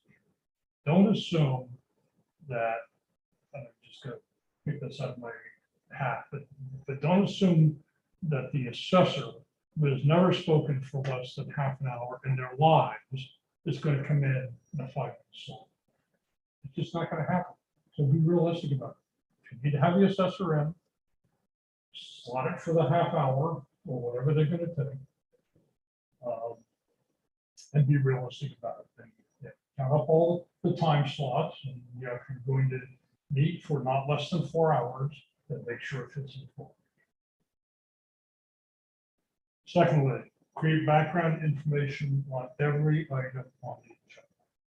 That can be done in a very simple way of a 2-page paragraph description of each item, no more than 2 pages. And or it can be done with all the details, including the bid documents and everything else. I mean, you need to choose what information you need to make a decision on. You can't, you're never gonna have all the information. If you're awarding a contract, I don't know if the board awards contracts here, but if, well, you're approving your DPW union contract. Okay, so what information do you need to make a decision? Contract, the old contract, you know, a red line contract, what is it that you need? Make sure you have that information enough ahead of time. Something like a union contract, if it's a, 25-page contract, and off an hour, 48 hours may not be enough to digest that. You might need that far ahead of time. And the administrator has to, work all that through. So, board is a board of the whole, everybody has to have the same information. And my personal belief is, I would share that information other than executive session information. It's on the website for the agenda. There's the agenda, there's the background. Knock yourself out. It's transparent, which is what you want to be. It also is a time saver because people have the same information. That information isn't likely going to generate additional questions. It's more likely going to be, there's the answer to the question I have. It's right there. Select board members read the material. At the very least, read a 2-page summary if that's what you need. But, and I know it's hard. And if you're getting that material with only 48 hours notice, that's a lot of work to do. So between the town administrator and the board, you need to have realistic expectations of what you can digest and when you get it. Consent agendas. You have a consent agenda. You take an exception to every item on the consent agenda. It's not a consent agenda. We did better last week. So the consent agenda is a great idea, and I use it. I use it in the condo association. I use it for years. But when you have your agenda planning sessions, you have to be realistic about what goes on it. And when you have a consent agenda, or even when you don't, for example, if you're reviewing minutes, and I've done the minutes, and I have typos all over it, which I do. That's not something for discussion at the board meeting. So that's the town administrator, have the minutes corrected with the proper pronunciation, with a proper punctuation. And just approve them in the consent agenda. So that's an easy example. It's saying maybe true of other items. If there's something on the consent agenda and you have a question about it, and you're reading through it, well, town administrator can get your questions. So you don't have to take an exception to the consent. Limit the time for meetings. So in Reading, I had the selectman who knocked the stuff out and left the meeting at 11 o'clock. Mid-sentence. He was gone. He had early in the morning, to go off to work in the morning. He knew his own body clock. He couldn't be at a meeting after 11 o'clock. And looked in, he literally left in the middle of the sentence. So what the board did was decided that's probably not a bad idea. So they actually, in their policy, adopted a policy of every meeting, no new agenda item will be discussed after 11 o'clock. And they had in that process what happened with the other items on the agenda. So be 4 hours maximum. 4 hours maximum, given where you come from, nothing after 11 o'clock. Whatever it is, I think it's worth thinking about it and having a discussion about it. Put presenters and department heads on early in the agenda rather than later. It's nothing worse than a department head, especially if they, have a 45-minute drive to 45 minutes from here. I guess it would have to be Connecticut or whatnot. Okay, and they're at 55. Because you remember what I thought. Oh, we'll take Fred. Yeah, I mean that's we're not to do that. So planning the agenda, plan it. Establish a reasonable time limit on public comment. It's usually 3 to 5 minutes. You should actually set that as a selectmen's policy, select board policy, so that you're not accused of trying to shut somebody. The policy is 3 minutes. So we should watch the clock. Each 3 minutes, that'll remind them. So what do you see as far as public comment? When we do it at the first and the end, currently, and then we let people come in during the meeting if they raise their hand and they want to talk about a specific topic. So what do you see generally as far as public comment goes? So what I see usually is having the public comment at the beginning of the meeting. And that's really as a courtesy to resident who wants to come in and speak, that they don't have to wait till 55 to have their 5 minutes. Put them on at the beginning. People are entitled to speak on an item that the board is making a decision on. So, the board comments, board questions, public. That's the normal flow at the meeting. But 3 minutes, 5 minutes, usually in that time frame. But one public comment session should be enough.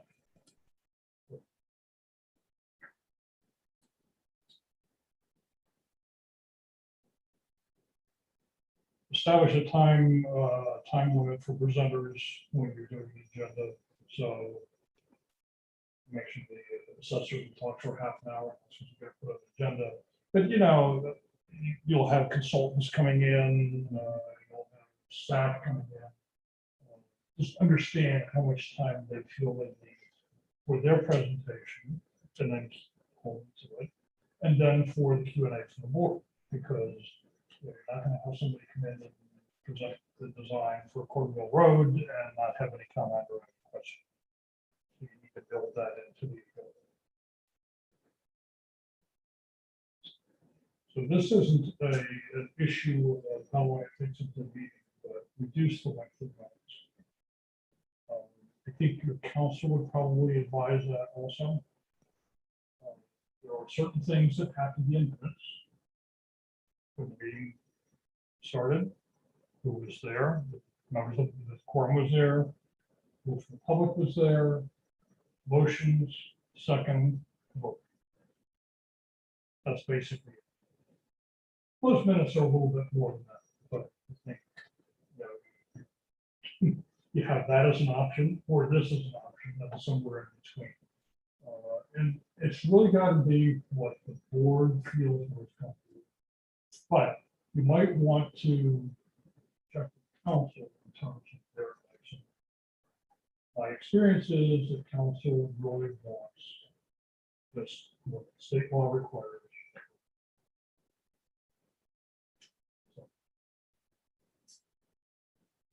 Now, the last one in my list, I've actually done in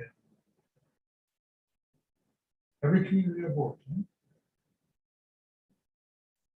And I do it with my comment. That is, have the town administrator prepare draft motions, or sworn draft motions for the board. It can be done, for example, if the town administrator is doing a 2-page summary of the meeting, it can be done in there. It can be done as a separate agenda for the board that has the motion withdrawn, which is right with my comment association. Because when you do that, the minutes are basically done. Because that's what it is. The advantage is that it gets in the motion what needs to be in the motion. So, I don't know if you've done any bonding, but when you do bonding, bond counsel will determine down to the period and below what that motion says. Very specific on it because it's part of the bond document. So, yeah, most of what you do is not that precise, but, yeah, there's certain details that you probably need in some of the motions. And it just makes it simple. Now, the draft, which doesn't mean that the town administrator is telling the board what to do. So when I draft them and it's approved or not approved, I put it approve in parentheses, not approve in parentheses, so that the options are there. But it really does help the flow. So those are some suggestions, and you can completely ignore them. These are the frequency of meetings. The frequency of meetings, in my opinion, is any more often than every other week. It's too much, except that there are emergencies that come up that you have to do. But there's a tremendous amount of work from staff and from your volunteers in putting together the background material for the job. And so if you're repeating that every week, then that's really almost an unsustainable effort. Unless you have somebody who is hired. to do that.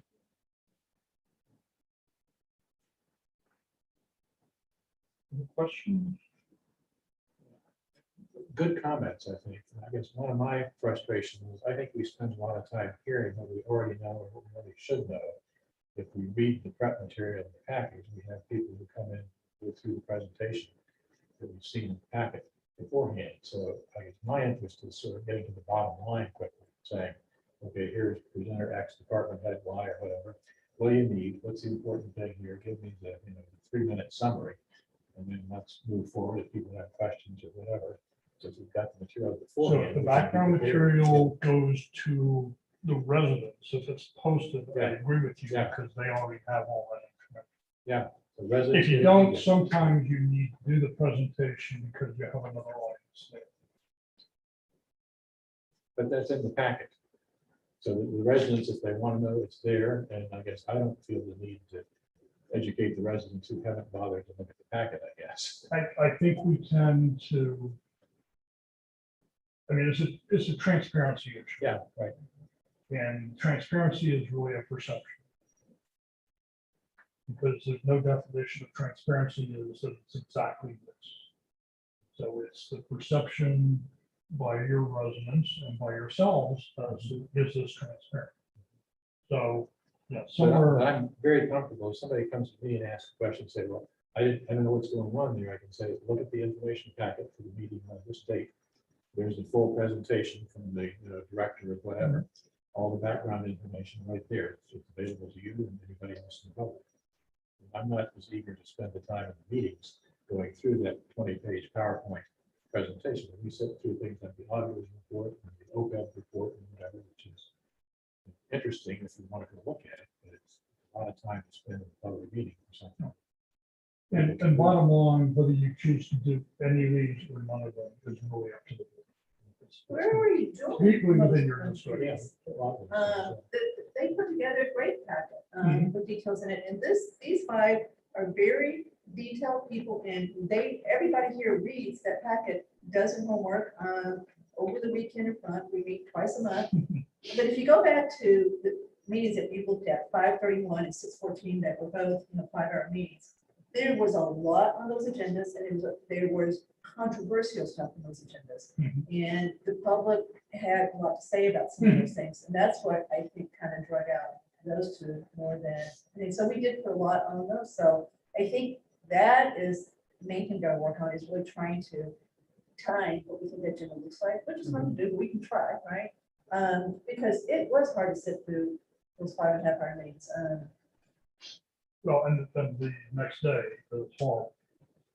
For Because me, it's like, all of you, I'm sure, are like me and most other people, is you don't all of a sudden go from 100 miles an hour to 0.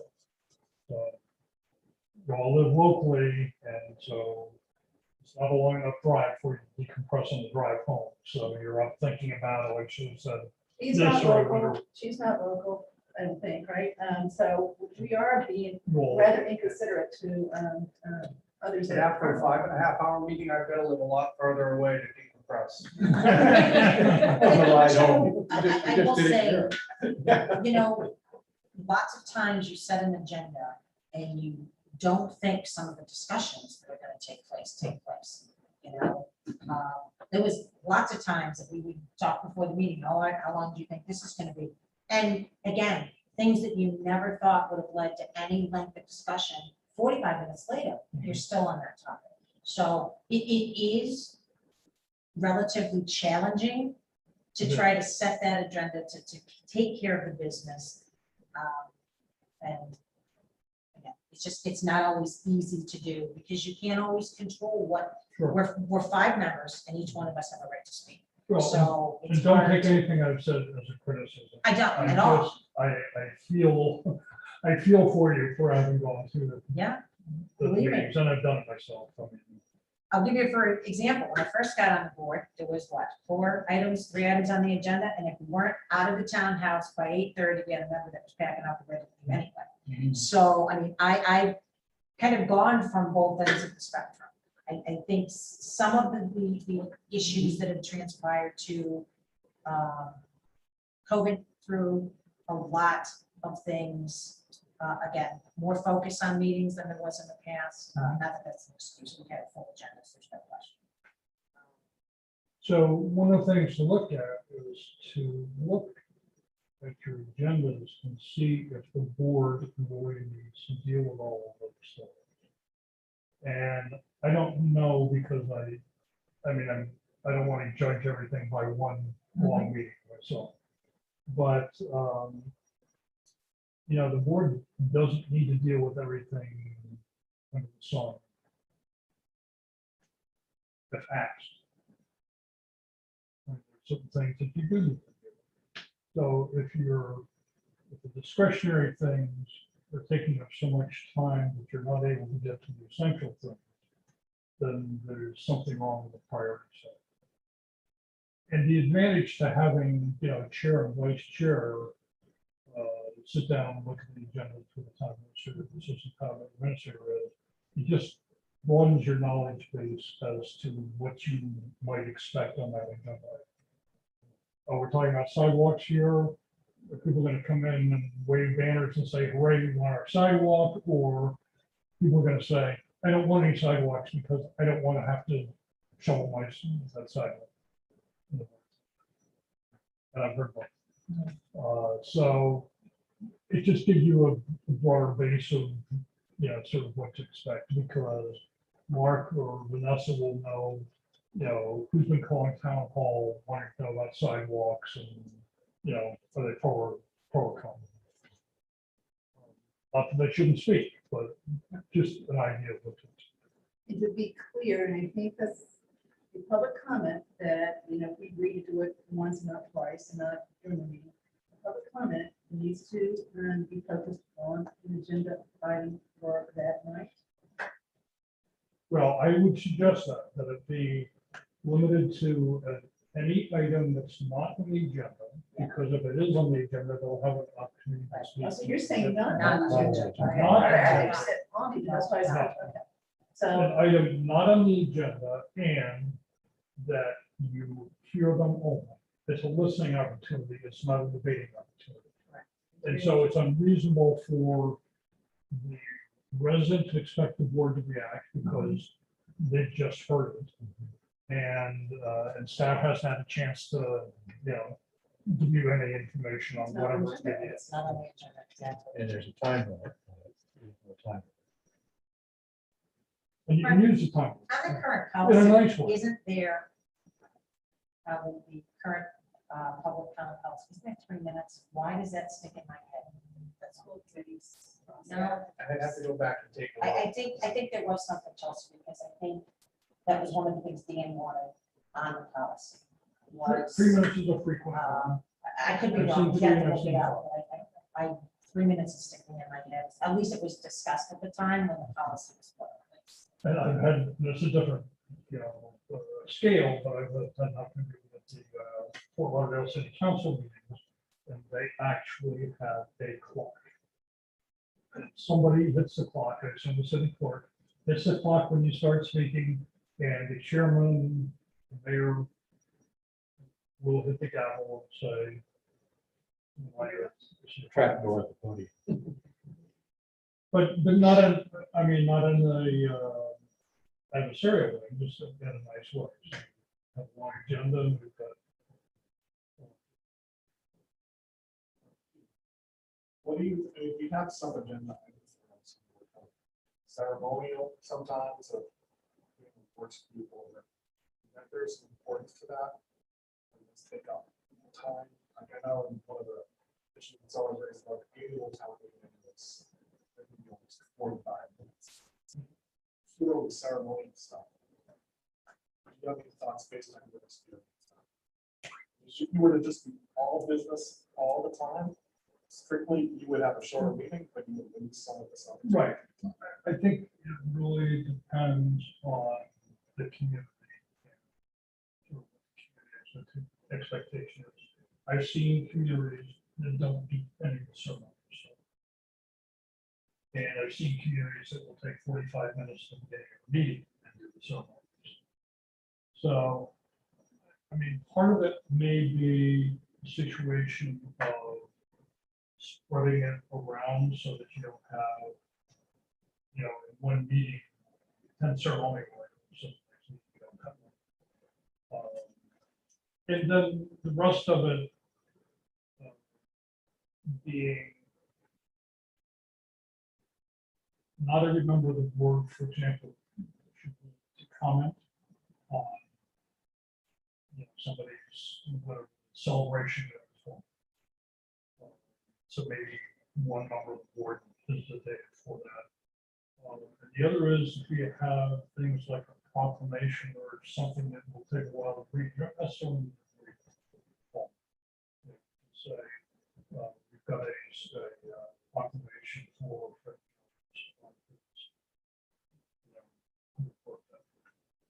you don't need to read Fred's resignation, right? So I think there are ways that you can do it, sometimes you'll have things that are sort of amorphous that you don't know what to do with it. Create a certificate. And just, it's certificate and shake that hands. We had a, in Reading, when we hired a police officer, firefighter, academy.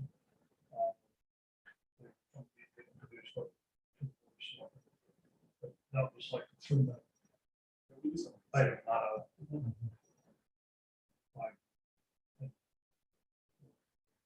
Peter, can I just go back? I was incorrect. It's actually the chair sets the limitations. I have the public comment policy. On participation in public meetings. It's the chair, all the chairs set the time limitations and maintain order. It's important that the board also allows themselves enough time to conduct their official town business. And, What I would suggest is that if he set in board policy, or if the chair is going to do it, then the chair should announce it every single week. I think it should be policy, not follow the chair. Yeah, I do too. Yeah. It shouldn't depend on who's chair. Yep. Should be a policy. And then, somebody should just start their iPhone for 3 minutes or whatever it is. So I don't think you need the full. Yeah, they do need it. What about board and committee interviews? So like if we have something that we appoint, sometimes we have 5 interviews to do. We have a way to streamline that. Sure, I do. Well, we have some of the consent agenda. They were already We appointed. were on another committee and served before. Well, that's not really true. Maybe they're coming to Shopsy. But Yeah, he's it's on serving, consent. You know. what- Right. On consent, that's what I'm Right. saying. So Yeah. maybe- Yeah. and- Well, He wasn't new to a board or committee. he wasn't really serving the town. We knew him. Total, all right, so I. Yes. Yeah. You try to do it as part of setting up more broadly, you know, South Roads, like most communities, July 1 is the beginning of a lot of Yeah. stuff, right? Everybody's stuff. So, a 2-member subcommittee, 2 members of the board, subcommittee, which you will have to post meetings, you will have to take minutes, go out and do all the interviewing, find out who wants to be reappointed, just deal with all that.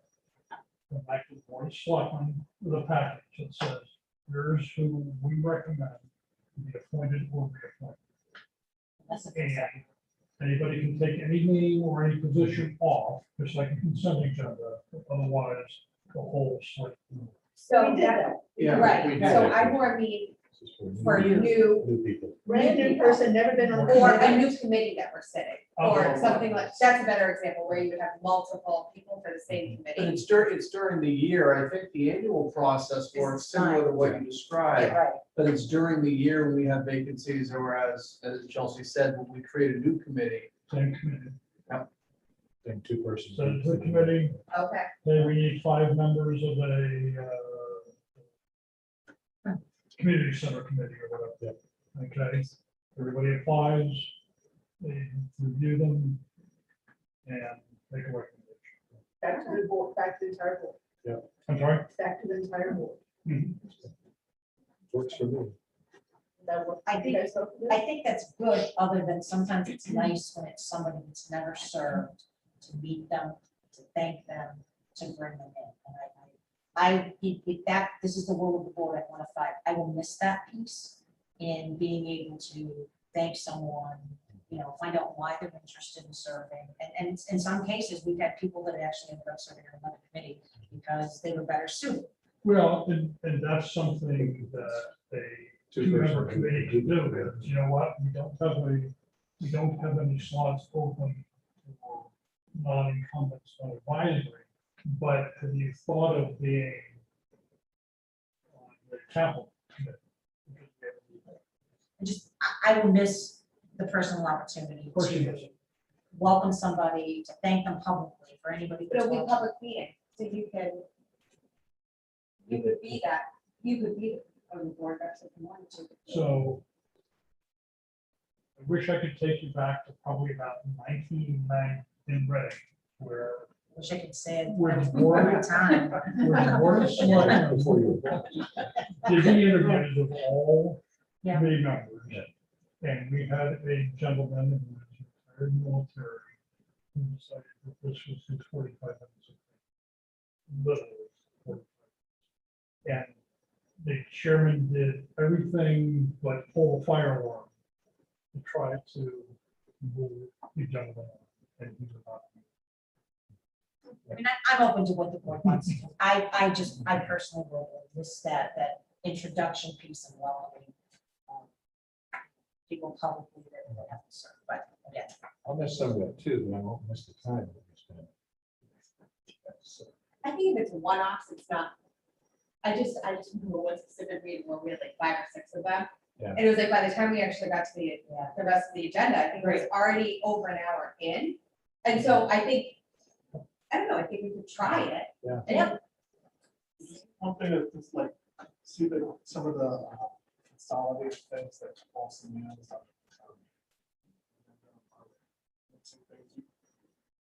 I think that's an example we've done a little bit better.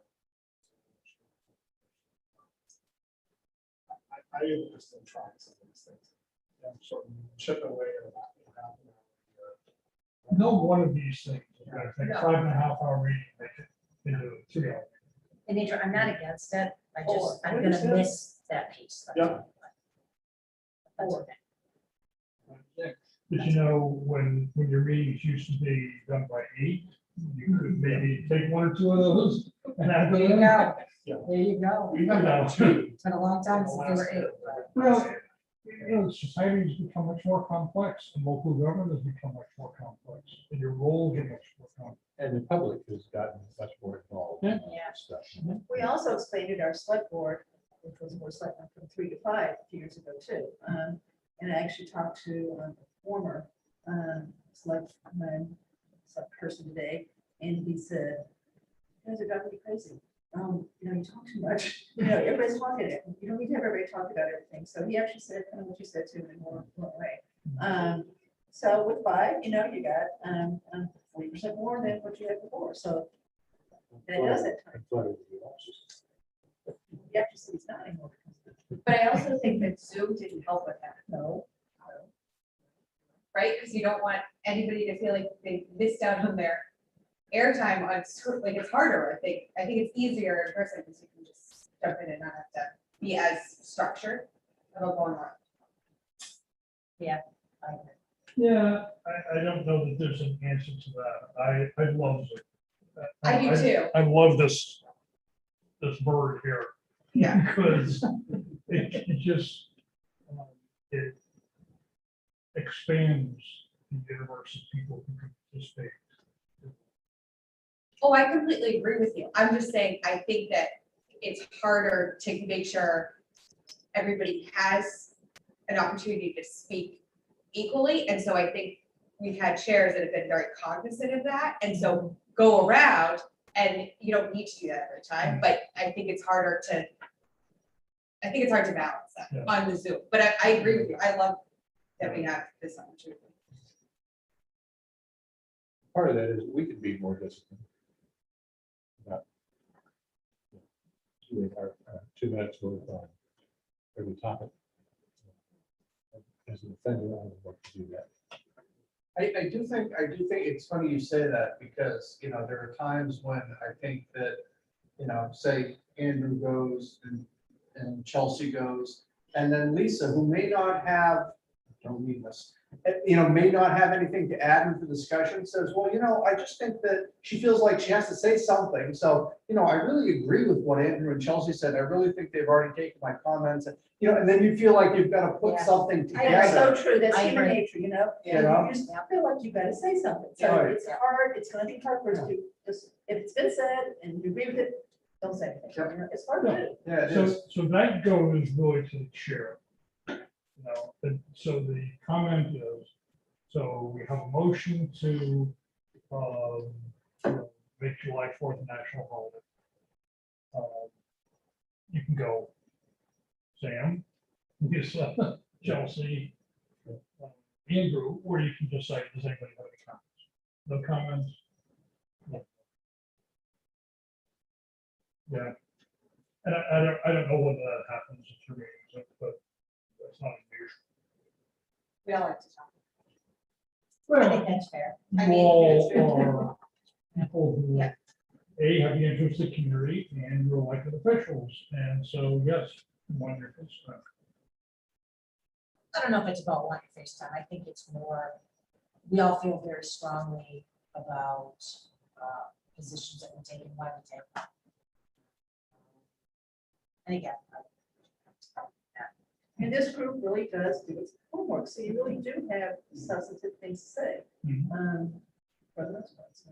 This group also, I mean, I've had boards that I've worked for that, you know, very much at the same line, they got to the same place, the same way, everything's fine.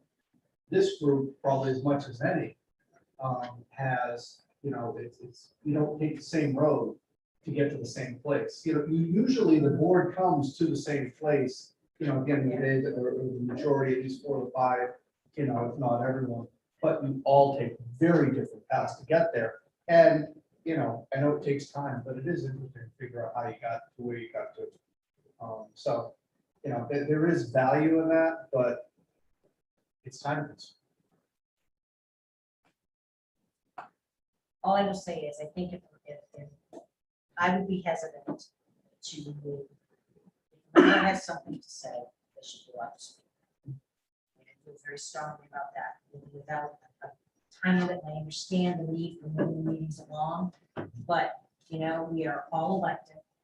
We all sit here, we are one of five, and there's not one of us that has more of an opinion than the others. So that would be my only thing I would hesitate on. I'm all for moving things along, and if you don't have something to say, that's great. If you do, you know, I think every member here has a right to speak. Well, I didn't mean to suggest that not every board member who has something to say on a particular topic should be able to say it.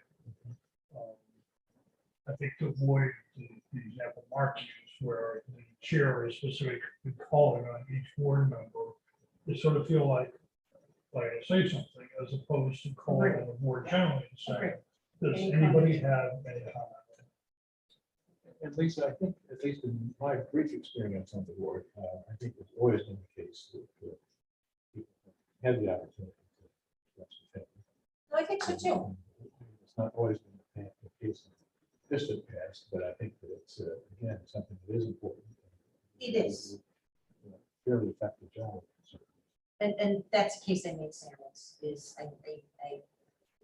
if it's gonna make the meeting 15 minutes Yeah. longer to hear what somebody's got to say, then I'm all for it. Yeah. You know, I just want to make sure that no one feels they don't have the opportunity to express how they feel. That's all. Okay, so my next question is, speaking of agendas, do we want to put this on the agenda for July 12th? I think I've got 13 things listed that you suggested. We could put them 1 to 13, those are real quick. I think we're doing already majorities. I don't think this will take long Yeah. to go through and make a Yeah. decision for what we do. Yeah. Okay.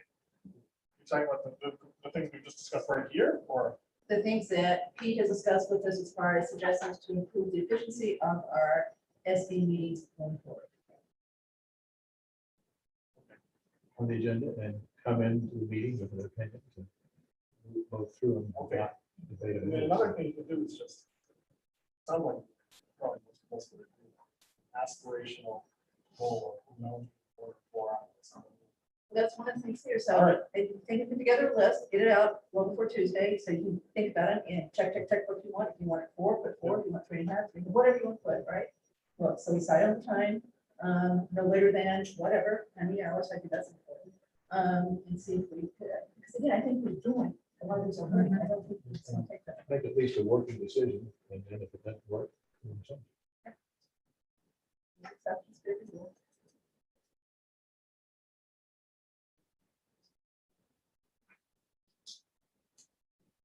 So I did have some other observations.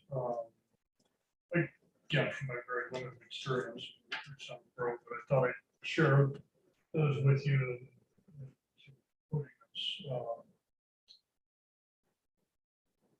One of the items is in all of my work in local government, we've seen the town administrator, town manager as a member of management team.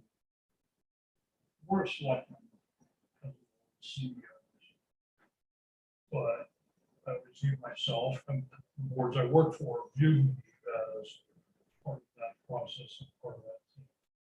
So I think when we did the goal setting with the 5 members of the board of selectmen, what I would have done is a little bit different process. Asked the administrator also to provide input. Maybe not vote on it, but maybe provide input into the list. So you have an extraordinarily experienced town administrator and assistant town administrator. Sometimes you have a lot of experience here, not so much here because that person wants to become town administrators. So they're learning, so they may go on to another community in a couple of years. Southborough has both. And so I advise you to fully utilize the knowledge they have, the experience they have.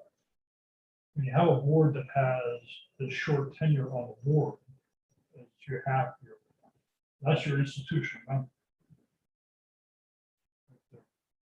So. I also, and I think I mentioned this to each one of you separately, I would advise you to think about creating a mission statement and a value statement for the town. Really, I would focus on the value statement more than the mission. It's the values that you put forward and lead by example in the community that make you leaders in the community. And there's probably not a lot of disagreement among all of you, just having spoken to you fairly briefly, but it's good to have it stated. It's good to have it written down. So it's not necessarily a long process, and you know, you can do sort of a process like this. You can look at other examples, send you the Reading website as a place where they've modified them over time, certainly since I've been there, but they have a written vision statement. I think that's worthwhile. Just a reminder that the select board is a policy-making board. It's not an administrative board. It's not an operating, you don't have operating responsibilities that goes in that side of the house. And again, you have very talented people who have to do that, not only among these people, but I understand among some of the senior staff that you have. And so you just hold them accountable for what you want, hold them accountable for doing.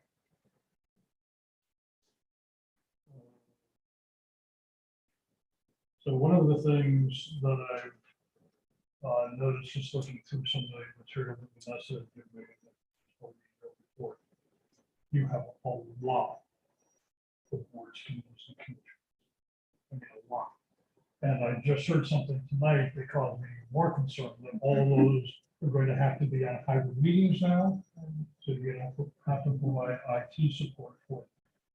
This is, I believe, more than anybody else in using our residents for the benefit of our community. And people put in a lot of time and are very creative and a lot of good things to do. But I would suggest looking at all the boards, committees, and commissions. And if you have some that are inactive or don't have members, then maybe they might need it. Probably provided a valuable service at one time. But it's a hard thing to do, but rescind. Evaluate community committees for duplication. People doing pretty much the same thing, and maybe it ought to be one body instead of two. Things like it could be or might not be. Trails committee, an open space committee. They're doing something really similar, so maybe it ought to be one body instead of others. Yeah, having a hard Did you time pick getting that one. one on purpose because we have both? I'm sorry? Did you pick that one on purpose because No. we have both? And I don't know anything about them, and maybe they are significantly different. And in Reading, we had a trails committee that was actually going out and building trails. They were the laborer who was building trails. So it's a little bit different than that and an open space planning committee. But sometimes that's not the case. Are you having a hard time getting volunteers? Just generally, you're having a hard time filling this position. Do you have residents who are on 4 different committees? That's a measure that you're stretching it to do that. So do you think, Peter, on that one, that outreach as we talked about different ways of reaching the public might enhance getting new people to want to apply, and want to Yeah, serve. my, you know what, I think the best way of doing that though is remember the board of selectmen or the existing committee recruit. Going out and talking to people.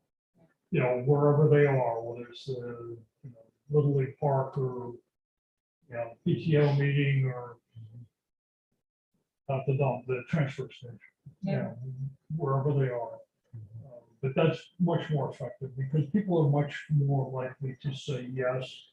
When Chelsea says, we have this new committee looking at a community center. I know you're an architect, you'd be great for it. That sort of thing. People wouldn't say no to Chelsea anyway. People would have a harder time saying no to that than just some blind ad that's on the bulletin board. Fair enough. Establish sunset provisions for some committees. I had a solid waste committee. Wasn't doing anything because we had sort of mainstreamed the recycling program that they were created to do. And they were looking for things to do, but they didn't want to give them. So, they got reappointed, did nothing, and, that was just kind of what happened. So, after that, I had suggested to the board of selectmen that they put a sunset clause 5 years, and, then we'll reevaluate it, but if the board doesn't do anything, it goes. So that's an easier way than sitting there firing 5 residents who've been. You did that just for that one committee. No, we did it for all the committees, any committees that the board had created since then. And they also used a lot of ad hoc committees. And had our policy was written, ad hoc committee couldn't be longer than 2 years. So it automatically went out of business December 31st of, and, for some things, and we had ad hoc committees that were continued because they weren't quite done with the work too, but for a lot of stuff. And so the things I've sort of heard, discussion about in that.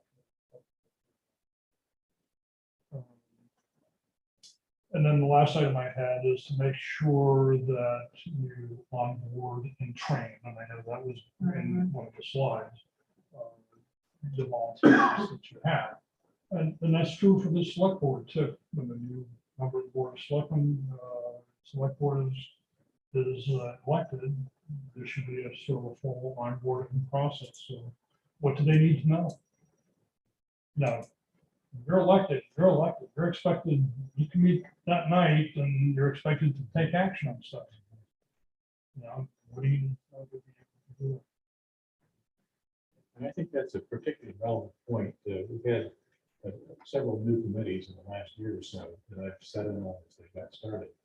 And there's great confusion in terms of just how you run the meeting, things like open meeting law. And I think that we should be able to put together a one-page summary. Here are the things, here's the process steps, here's what you need. Here's how you think motions, you get roll call votes for these kind of things. And as I sit in on some of those, people ask me, what do we do now? Stuff, and it should be easy to write down. And I think that makes us a lot more in line with what the various legal requirements are for meetings and votes and so forth. I don't think anybody's had a problem with that necessarily. Only because the big issues of the president, I think the gaps in the procedures here. So I think it's easy to fix the new committees. And I'd like to take it one step further. We put people on boards and committees all the time, and we don't provide them any training whatsoever. They don't have any background in the things we put them on, and we expect them to just go and do. Even our permitting boards, you know what I mean? I think we fail them by not providing them what they need to be successful. And I think How many boards, more serious in terms of what Right, they but take just- action on. In general, But there are outside organizations that do training. ZBA, Conscom has a lot of training, it's a very good training. Well, we should be providing that to them Yes. and letting them know that that's available. Or even requiring. it. Exactly. ZBA, I haven't seen the training. Some would suggest. I still Now you haven't tell got that us. training. Now you know. But I think it plays out with everything that we Yeah. do. You know, we welcome people in and we say, Yeah. great, thank you for serving. There you go. Go get sworn and see you later. And I you think get into it's, the pool. right, and I think we should find a way to make them more successful by giving them, again, maybe there's so much online stuff now, even if it's requiring them to go to an open meeting law training, to, you know, the town clerk is very good about doing them here in town, you know, making it a requirement. I went to the last one, it was a handful. I think 12 or 16 was the number, which, again, it's just something that it starts from the top, it starts from us. And again, our Well, goal- that's one of your goals, right? And one of the goals was to do training. we just want to make sure that people are successful. Yeah. Yeah, I mean, it is business of government is service, it's serious to the way that units function. So let's take it seriously. And again, they're going to be successful, but we also want to protect our financial liability. Agreed. Because in this day and age, there are people looking over their shoulder all the time. And we need to be sure that we follow the various legal requirements for procedure minutes and those kind of things. The people, it's not that people don't want to do this, people just are surprisingly uninformed about what's required. So it's easy to fix, I think.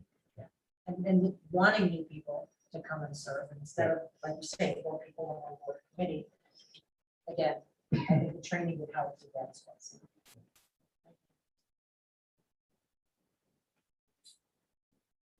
Any other questions?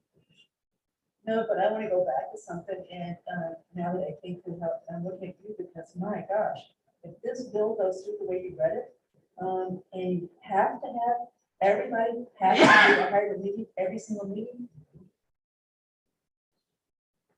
You're gonna have to have one of these at every single meeting that anybody ever has, and it's gotta get set up. So, I mean, the bill hadn't passed yet, maybe. You have the to Senate get will rid whack of it a out. dozen committees. Yeah, so maybe the Senate with conference, when they sit down and, you know, maybe they'll get it whacked out, but, oh, somebody needs to call that guy that put this amendment in and make sure he understands what the consequence. Here's one thing for us. It's an unfunded mandate, is what that would turn into. Agreed. And that's the concern there for MMA, Kathy, is that for some larger cities, I mean, it's a huge financial burden they're going to potentially putting on that. We're fortunate that we have the hours, you know, we already purchased them. But Smaller towns, actually, not everybody has a budget for an hour, or the technology support to So make it work. fingers crossed, you know, just recommending that people reach out to their legislators and let them know that this is not the path. If Remote meeting is good, but If we only have letters. I know. It doesn't hurt to reach out to, you know, Senator Eldridge. You know, Yeah, it's not, please go get this thing in the bill, you know? I'm speaking of some of the results tomorrow. there you go, Andy. Thank you on behalf of the board. Please do. Let them You're know. gonna see him tomorrow, No, it's talking to someone else and stuff. so will you mention that we don't think they've quite thought through what this means to, Yes, I'll mention that. especially the smaller committees, the little ones that, I mean, Continuing Zoom is one thing, but hybrid is a whole, I mean, our IT guys are gonna spend all the time on doing this stuff, period. I agree.